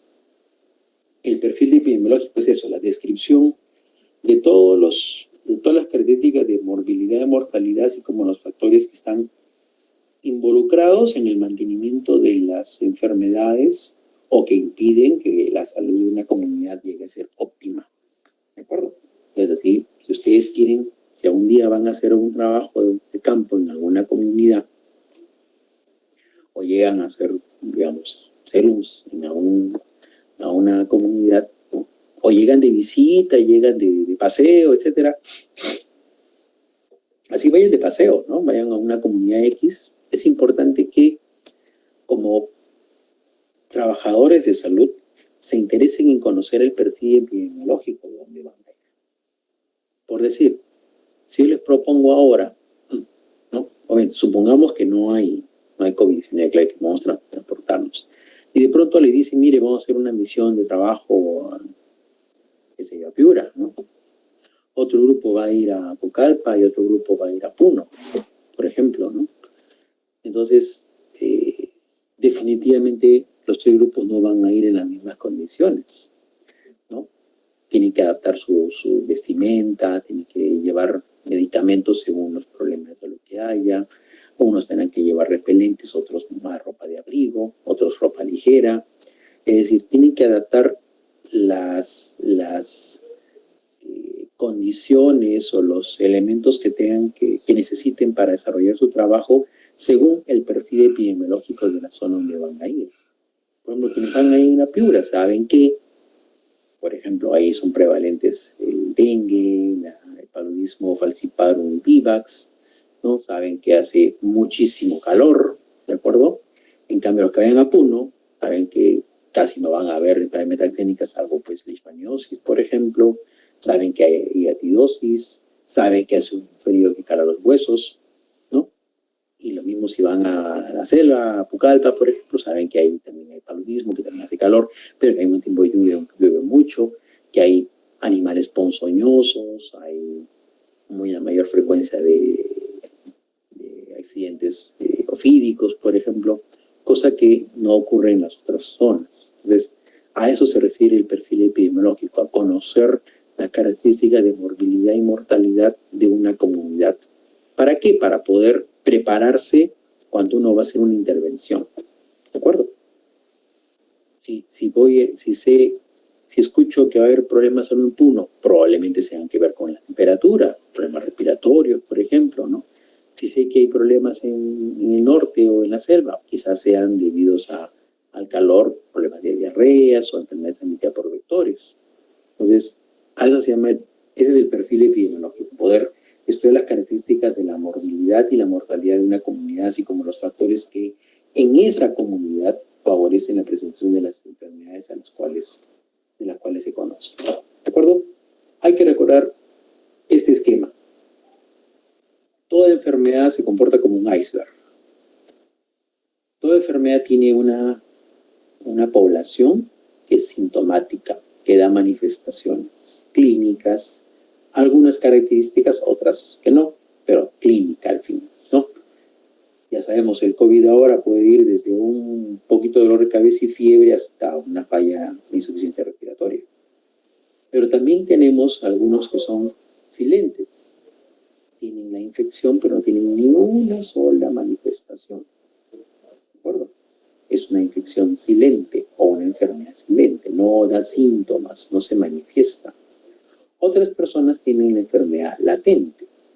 ¿De acuerdo? Están infectados, pero por alguna razón la gente no se desarrolla, no se multiplica, está guardadito, escondido por allí, o la enfermedad está, digamos, una persona que tiene la carga genética de diabetes, pero no ha hecho la diabetes, la tiene latente, ¿no?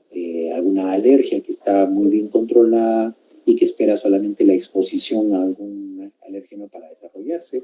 Hay una proporción importante de personas que tienen una enfermedad latente y hay otros que la tienen de manera potencial, ¿no? Que no están infectados, no tienen daño, pero pueden desarrollarla de alguna manera, ¿no? Por ejemplo, personas que tienen obesidad mórbida pueden hacer luego problemas de hipertensión, dislipidemia, diabetes, ¿no? Entre otras cosas. Entonces, hay que recordar que en toda enfermedad hay esos 4 grupos de población, ¿no? Quienes podrían tenerla algún día, quienes la tienen pero no se desarrolla, no ha causado problemas, sí puede ser, no se causó ningún problema, hay quienes la tienen, ¿no? Está desarrollándose, está afectando su organismo, pero no sienten ninguna molestia, y quienes obviamente ya sienten molestias, malestares, a los cuales llamamos sintomáticos. Entonces, siempre es más o menos esto. Lo que va a variar de repente de una enfermedad a otra será la proporción que haya de una u otra. ¿De acuerdo? Por ejemplo, para el COVID-19, ¿quiénes son potenciales enfermos? Todos. Todos somos susceptibles de una enfermedad nueva. ¿Quiénes la tienen latente? Hasta donde se sabe, pero que ninguna persona, ¿no? Nadie se sabe que tenga la infección y que no haya desarrollado ni síntomas, ni la transmita y que la tenga solamente dormida por ahí. De repente ya veremos en algunos años estudios de personas que hayan tenido contacto con el virus, que lo tengan por ahí guardado en una parte del cuerpo y que no se haya desarrollado. Hay personas que tienen infección silente, ¿no? Muchos, más o menos el 80%, se han infectado, tienen el virus desarrollándose, pero no causa problema alguno. Y más o menos el 20% de personas hacen una forma sintomática. Unos muy leves, otros severos hasta la muerte. ¿De acuerdo? Pero hay que recordar que todas las enfermedades tienen más o menos ese patrón de presentación, ¿no? Y que una población puede pasar de un lado a otro, en la mayoría de veces va hacia arriba, ¿no? Hasta sintomático y silente puede quedarse, pero siempre va una dinámica al respecto de eso en todas las enfermedades, sean transmisibles, metabólicas, sociales, ocupacionales, etc. Entonces, nuevamente, el proceso de salud y enfermedad tiene 2 aspectos, ¿no? Una zona neutra, donde no se puede distinguir si una persona está sana o no. Vemos, entre comillas, normal. ¿No? Puede haber una salud positiva, que alguien tenga buenos estilos de vida, una nutrición adecuada, tenga un trabajo espectacular, no tenga problemas económicos, entonces va a estar en un nivel de bienestar físico, mental y social adecuado, está muy bien adaptado al funcionamiento de su entorno, ¿no? Se va a acercar al concepto de salud de la OMS, pero también puede haber circunstancias en las cuales van a haber factores que afectan la salud, ¿no? Incapacidad por los signos y síntomas, pérdida de horas de trabajo, qué sé yo, malestares diversos que pueden llegar incluso a la muerte prematura. Los extremos son por un lado que se acerque la definición teórica de la OMS, que esté muy bien en todo, o que fallezca antes del tiempo que le corresponde, es decir, que fallezca un adulto joven, por ejemplo, ¿no? En esa zona neutra, que va a determinar que vaya para un lado o para el otro, va a haber diversos factores que van a modificar esa conducta, ¿no? Educación. Teóricamente una persona con un mejor nivel educativo puede cuidarse mejor en su salud que alguien que no tenga la educación suficiente para poder mejorarla. La ocupación. Hay actividades laborales que pueden favorecer no solamente la mejoría económica, el bienestar, la tranquilidad y mejorar su estado de salud, sino hay ocupaciones que son más remuneradas, que plantean riesgos o que plantean definitivamente enfermedades asociadas al trabajo que uno realiza, las enfermedades ocupacionales, por ejemplo, y que pueden exponerlo a una muerte prematura, ¿no? Hay muchas actividades laborales que tienen exposición a situaciones de riesgo, ¿no? El nivel de ingresos, la vivienda, etcétera, son esos factores que dijimos, los determinantes sociales, los que van a interactuar entre ellos y con el individuo para que su salud sea mejor cada vez o empeore cada vez. ¿De acuerdo? El proceso de salud-enfermedad es eso, es que un individuo transita en el recorrido de la salud, tal como está en la definición de OMS, hacia la enfermedad y la muerte prematura.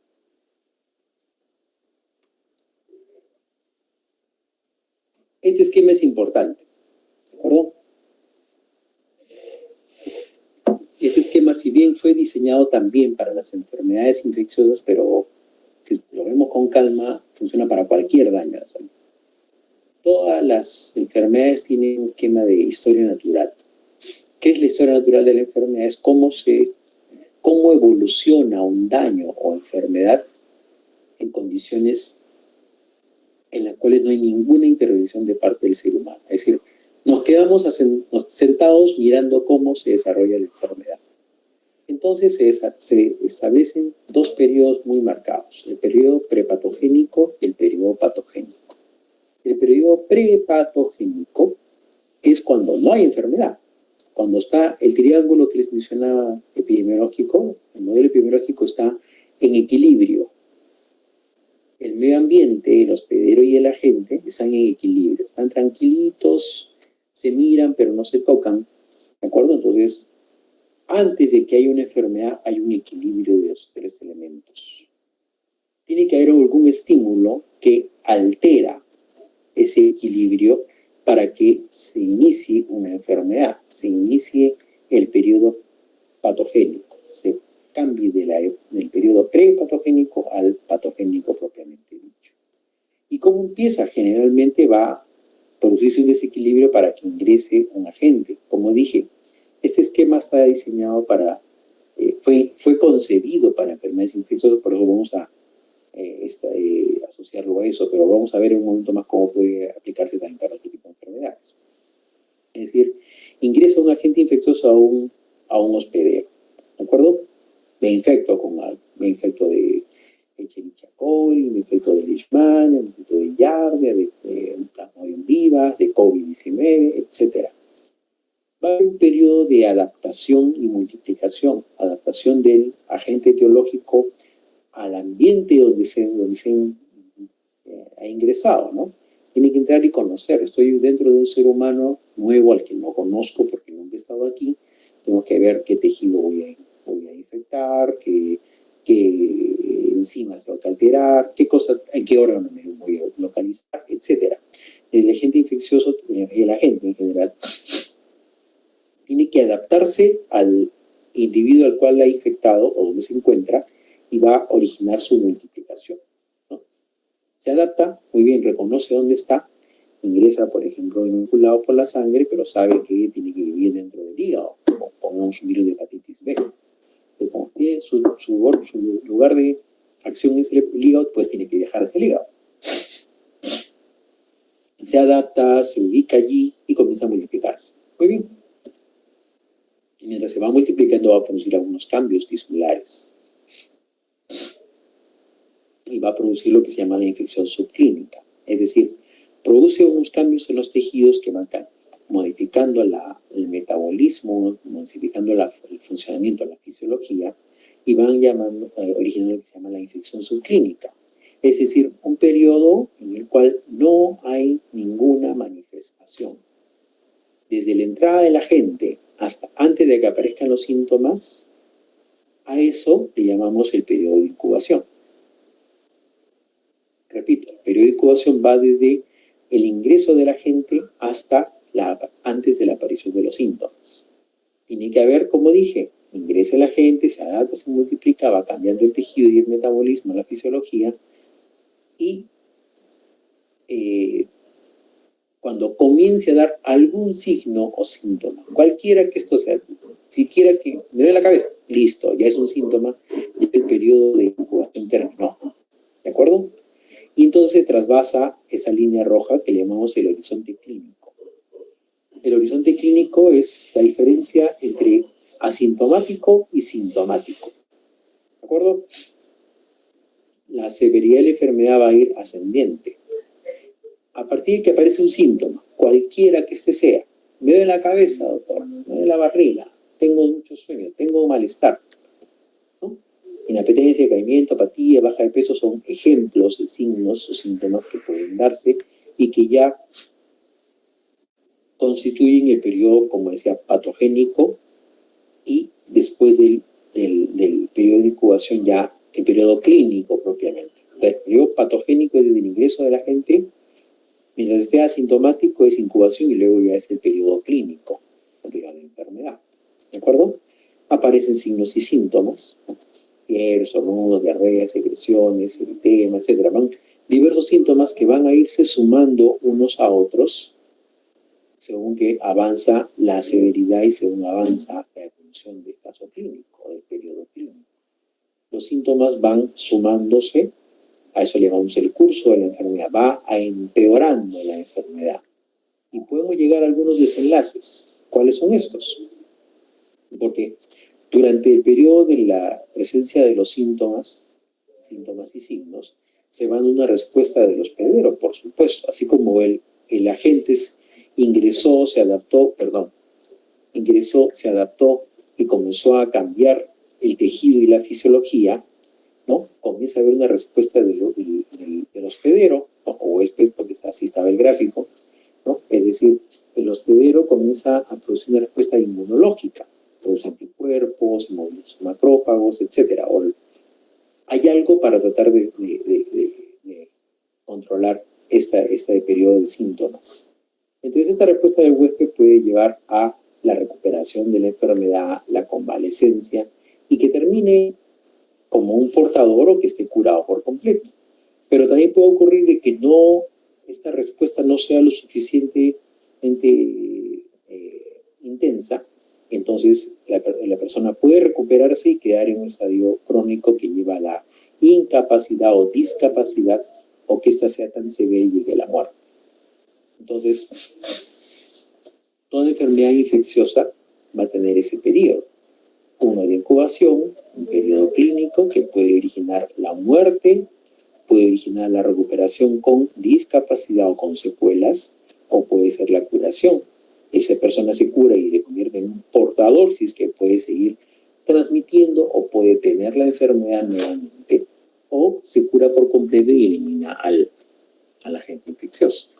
Como decía, eso es la historia natural de la enfermedad. Entonces ustedes tienen que recordar lo que les mencionaba, el periodo prepatogénico del patogénico, y el patogénico que se divide entre el periodo de incubación y el periodo clínico, y que la evolución de una infección, de una enfermedad, va a ir incrementando su evolución desde el punto de vista del agente para ir empeorando y va a ser la respuesta del hospedero, del individuo enfermo, el que va a determinar si es que este se recupera o se muere, ¿no? Esta interacción es muy importante y, como decía, lo vemos otra vez, por ejemplo, con el COVID.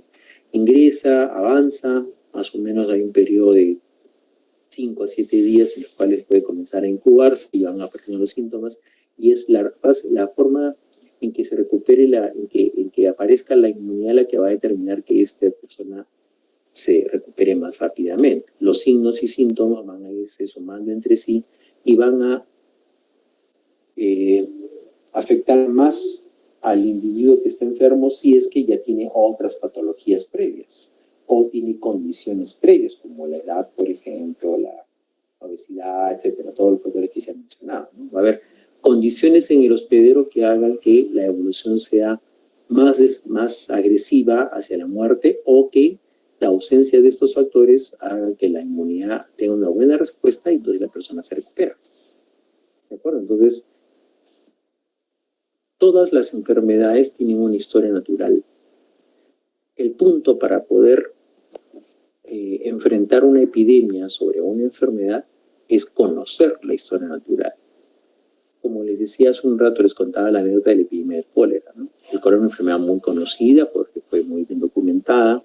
Entonces, cuando apareció, básicamente el problema era identificar la fuente, ¿no? Porque se conocía su comportamiento, se conocía cómo era su manejo. Lo que nos ocurrió es que nos tomó de sorpresa y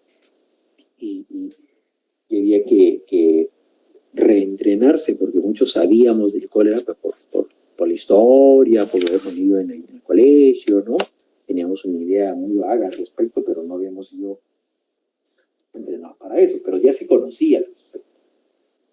La diferencia ahora, por ejemplo, con el COVID-19, es que, como una enfermedad totalmente nueva, una emergente, hemos ido conociendo respecto a su evolución, la fisiopatología sobre la marcha, ¿no? Muchos conceptos que se dieron al principio ahora van modificándose, ¿no?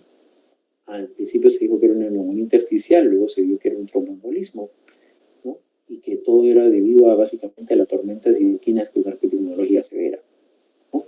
Y que eso es lo que determina que algunas personas vayan mucho peor que otros, ¿no? Entonces, el conocimiento de la historia natural, ¿no?, se va dando conforme se van estudiando los casos de una enfermedad.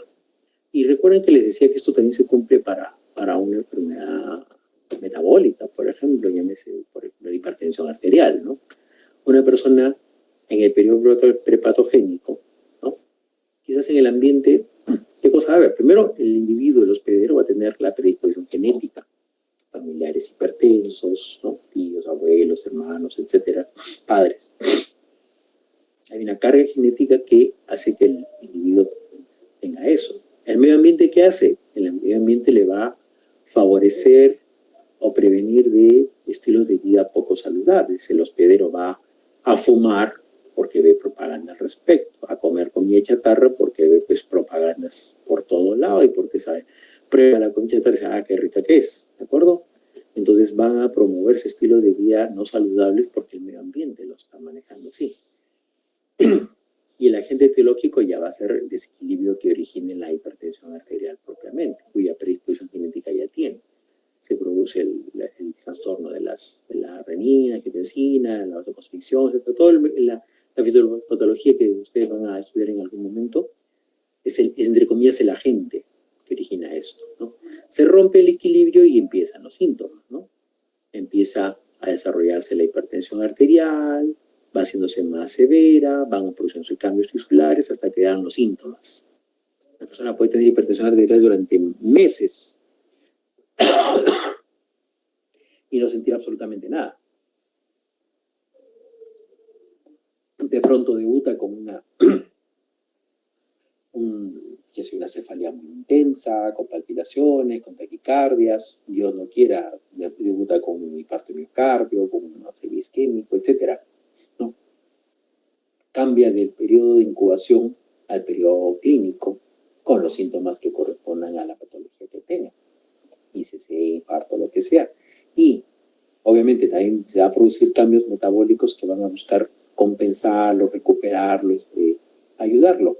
va a ser la severidad de los síntomas, de la fuerza que tenga el agente, en este caso genético, para que esto vaya más rápido hacia un estadio crónico y lo lleve a la muerte, o que hay una respuesta del individuo que debe incluir también, por ejemplo, los cambios de estilos de vida para que esta enfermedad se controle y el individuo se convierta entre comillas, en un portador, ¿de acuerdo?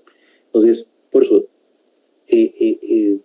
revisándolo con cuidado, los conceptos respecto a la fisiopatología de las enfermedades, podemos más o menos completar el esquema de historia natural de la enfermedad.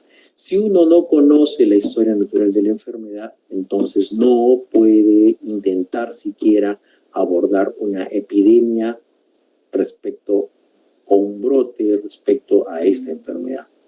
Si aparece un diagnóstico X, lo que tiene usted que hacer es ir a buscar información al respecto.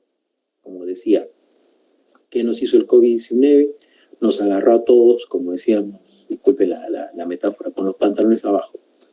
¿Por qué? Porque nadie sabía cómo se iba a comportar. Hemos ido conociendo a lo largo del tiempo cómo se comporta.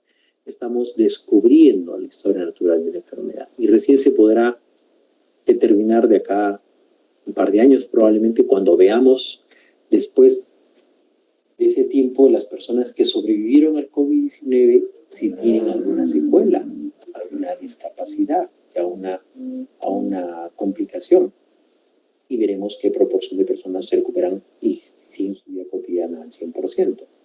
Entonces, aún estamos conociendo la historia de la enfermedad, no se sabe aún, es más, todavía no se puede afirmar lo que teóricamente debe ocurrir, que una persona que se recupera de una enfermedad viral tenga inmunidad que lo proteja de tener una nueva infección. Eso es lo que ocurre en teoría en la mayoría de las infecciones virales. Las tienes una vez, ya no la puedes volver a tener. Puede ocurrir que te conviertas en portador y tengas reactivaciones. No sabemos si el COVID-19 va a hacer eso. ¿De acuerdo? Aún no se hace el seguimiento suficiente a las personas que se han recuperado para saber si van a tener, entre comillas, una recaída o una reactivación. Entonces, la historia natural del COVID la podremos documentar todavía dentro de algunos años por completo.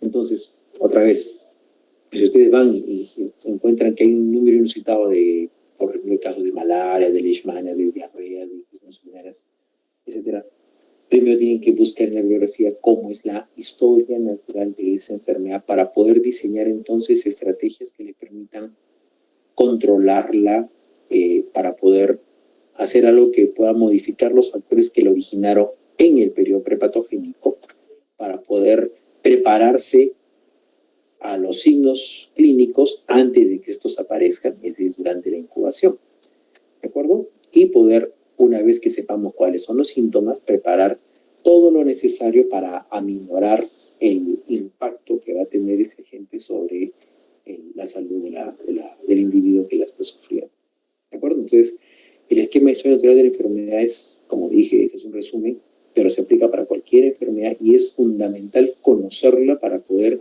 intentar siquiera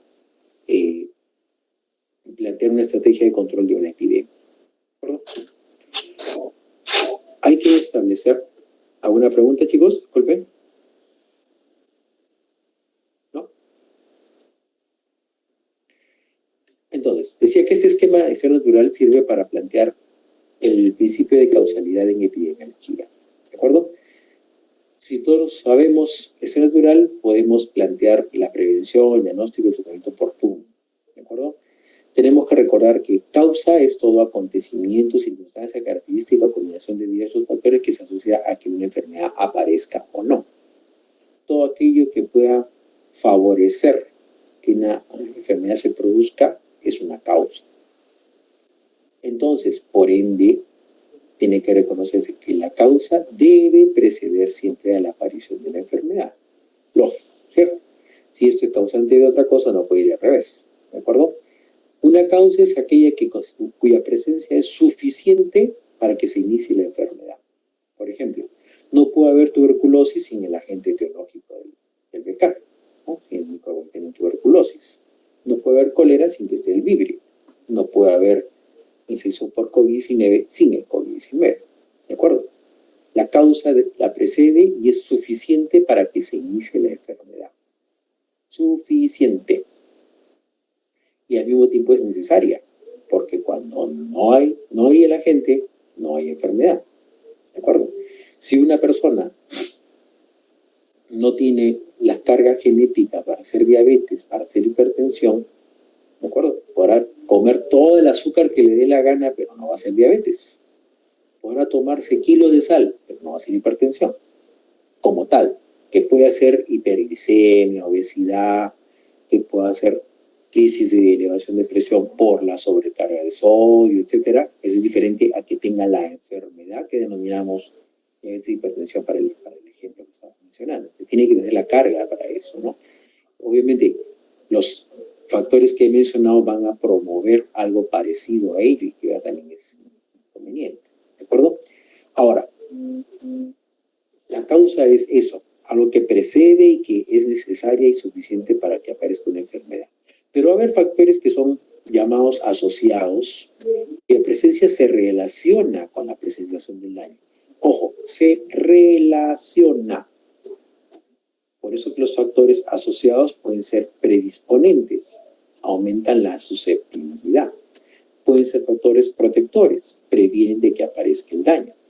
Pueden ser factores de riesgo, cuando están presentes va a haber casi certeza de que van a aparecer en algún momento. Pueden ser factores facilitadores, no tienen que ver con que aparezca, pero sí con que se progrese y empeore. O pueden ser factores potenciadores, pueden agravarla más rápidamente. ¿De acuerdo? Entonces, un factor asociado puede proteger o puede mejorar, entre comillas, o puede empeorar una enfermedad. Puede hacer que ésta aparezca más rápidamente o se demore en aparecer. Puede hacer que favorezca que haya más rápidamente complicaciones o que demoren en aparecer. Factores asociados, como hemos visto, estilos de vida saludables, obesidad, qué sé yo, ocupación, tabaquismo, hábitos nocivos, etc. Entonces, va a haber factores cuya presencia modifican, para bien o para mal, la interacción entre el factor causal y el daño o enfermedad que estamos hablando. ¿De acuerdo? Un agente etiológico, por decir ahora otra vez, ¿no? El COVID, por ejemplo, ¿es necesario, suficiente para que haya infección por COVID-19? Por supuesto que sí. Pero no a todos les afecta por igual. Un niño ni se entera del COVID, cuando un adulto de 80 años no toma COVID puede tener serios problemas. La edad es un factor asociado, modifica la interacción, ¿no? Una persona un adulto joven que no tenga ninguna patología, tendrá un periodo de infección, de dolor, de fiebre, 3, 4, 5 días y se recupera. Hay un hipertenso, un diabético de 60 años, ¿no? O una persona de menos de edad, de 40 años, pero que tenga obesidad mórbida, va a tener una evolución más precaria. Entonces, los factores asociados van a favorecer, van a empeorar o pueden mejorar la evolución de una enfermedad. Entonces, el trabajo de la epidemiología va a ser identificar cuál es la causa de la enfermedad, sabiendo que debe ser necesaria y suficiente, y cuáles son los factores asociados que favorecen, que promueven la enfermedad o que protegen de ella. Por ejemplo, sabemos que quienes hacen una actividad física, tienen una alimentación saludable, disminuyen la posibilidad de hacer diabetes mellitus, por ejemplo. Así tengan la carga genética para desarrollarla. O la desarrollarán algún día porque su genética se lo dice, pero la enfermedad será más manejable, quizás solamente se maneje con dieta, o puede requerir dosis mínimas de un fármaco, es decir, va a modificarse notoriamente la evolución, ¿no? Por ejemplo, les cuento como anécdota un caso, digamos, de la familia, ¿no? Yo tenía mi abuela, que en paz descanse, y mi tío paterno, mayor de los hermanos de mi padre, ambos diabéticos, ¿de acuerdo? Entonces, mi abuela era, ¿qué le digo? Esas personas que, por la época donde vivía también, que no creía mucho, pues, en médicos y cosas, y simplemente no hacía caso, ¿no? Le dijeron, señora, tiene que cuidarse, hacía su dieta cuando le daba la gana, brindaba en su cumpleaños, todos los cumpleaños de la familia, se tomaba sus traguitos, ¿no? Que se cuidaba su alimento, apenas se tomaba su medicina de vez en cuando, etc. Entonces su diabetes evolucionó y al punto que mi abuela tuvo todas las complicaciones que ustedes hayan leído de diabetes alguna vez: infarto de miocardio, insuficiencia renal, infarto cerebral, catarata, etcétera. Todo tuvo mi abuela, diabético. Entonces, al punto que falleció más o menos a los 56 años. Imagínense, menos de 60 años yo había fallecido. ¿De acuerdo? Mientras que mi tío, también diabético, el hombre pues era metódico, ¿no? Se cuidaba de su comida, tomaba sus medicinas, iba a sus controles, hizo una serie de modificaciones en su estilo de vida y falleció a los 96 años. Porque bueno, ya también por su edad se enfrió mucho de una neumonía, ¿no? Imagínense, ¿ya? Obviamente que la predisposición de vivir, de la longevidad, tiene que ver mucho con la familia, pero imagínense, los cuidados hicieron, por ejemplo, que mi abuela falleciera a los 56, mi tío a los 96, mi tío vivió 40 años más, probablemente en parte porque modificó los factores asociados a la enfermedad. Entonces, ese es uno de los trabajos de la epidemiología, determinar las causas y los factores que influyen, que se asocian a la presencia de una enfermedad, ya sea para protegernos o para favorecer que aparezca esta enfermedad. ¿De acuerdo? Muy bien, entonces eso es lo que queríamos hablar. No se olviden de este esquema de historia natural. ¿De acuerdo? Es bien importante ese elemento. Muy bien. Ya estamos, felizmente nos falta relativamente poco, ¿no? La primera parte que era más nebulosa y nos tomó más tiempo de explicar. Ahora, sabiendo que hay el periodo prepatogénico y patogénico, es que se desarrolló o se maneja el concepto de los niveles de prevención. Así como conocemos la historia natural, como les decía, saber la historia natural nos ayuda a saber cómo se va a ir desarrollando una enfermedad. Entonces, si sabemos cómo se desarrolla, podemos intervenir para prevenirla. Entonces, hay niveles de prevención: primaria, secundaria y terciaria. La prevención primaria se refiere a la intervención durante el periodo prepatogénico, antes de que ocurra la enfermedad. Básicamente tiene dos opciones, ¿no? Fundamentalmente, la promoción de la salud y la protección específica. Luego les iremos más detalle de cada cual. ¿De acuerdo? La prevención secundaria es cuando ya ocurrió el periodo patogénico, ya empezó la enfermedad. Recuerden, la prevención primaria es en el antes de que haya enfermedades. La prevención secundaria ya empezaron los síntomas, ya empezó la enfermedad, pero es un patogénico temprano. Incluye que hay que hacer un diagnóstico precoz, oportuno, temprano, y también el tratamiento temprano. ¿Para qué? Para que la evolución de la enfermedad sea lo más rápida y benigna posible y se elimine la presencia de discapacidad o muerte, por supuesto. Y la prevención terciaria corresponde cuando ya está avanzada la enfermedad, el periodo patogénico ya es toda su efervescencia, y tenemos que tratar de procurar que esta persona que o está sobreviviendo a una complicación y sale de ella, ¿no?, realice la convalecencia, la recuperación de la enfermedad, procurando de que no haya la rehabilitación después de esta. Es decir, la primaria es antes de la enfermedad, la secundaria es al inicio de la enfermedad para evitar que haya discapacidad o muerte, y la terciaria es en las personas que sobrevivieron, ¿no?, o ya están en franca recuperación, para tratar de rehabilitarlos después de las secuelas o complicaciones que haya tenido. ¿De acuerdo? Perdón. Entonces, vamos a entrar un poco en detalle de cada cual. La prevención primaria, como les mencionaba, se desarrolla durante el periodo prepatogénico, antes de que aparezca la enfermedad. ¿Recuerdan? Antes de la línea vertical en el esquema de historia natural, ¿no? Antes de que aparezca. Tiene dos componentes que son la promoción de la salud y la protección específica. La promoción de la salud, es decir, como dice su nombre, promover que las personas mantengan su salud. Educación sanitaria o educación para la salud, ¿no? Educamos a las personas para saber cómo nutrirse adecuadamente, cómo tienen que mantener estilos de vida saludables, cómo tiene que ser el cuidado de los niños o de los adolescentes, cómo se puede ver a nivel de políticas de Estado, cómo se provee de vivienda decorosa y adecuada, cómo se tiene que difundir las alternativas de recreación para mantener la salud mental, ¿no? Promover que haya una actividad laboral satisfactoria para todas las personas, minimizando los riesgos laborales si es que existieran, ¿no? Debe darse una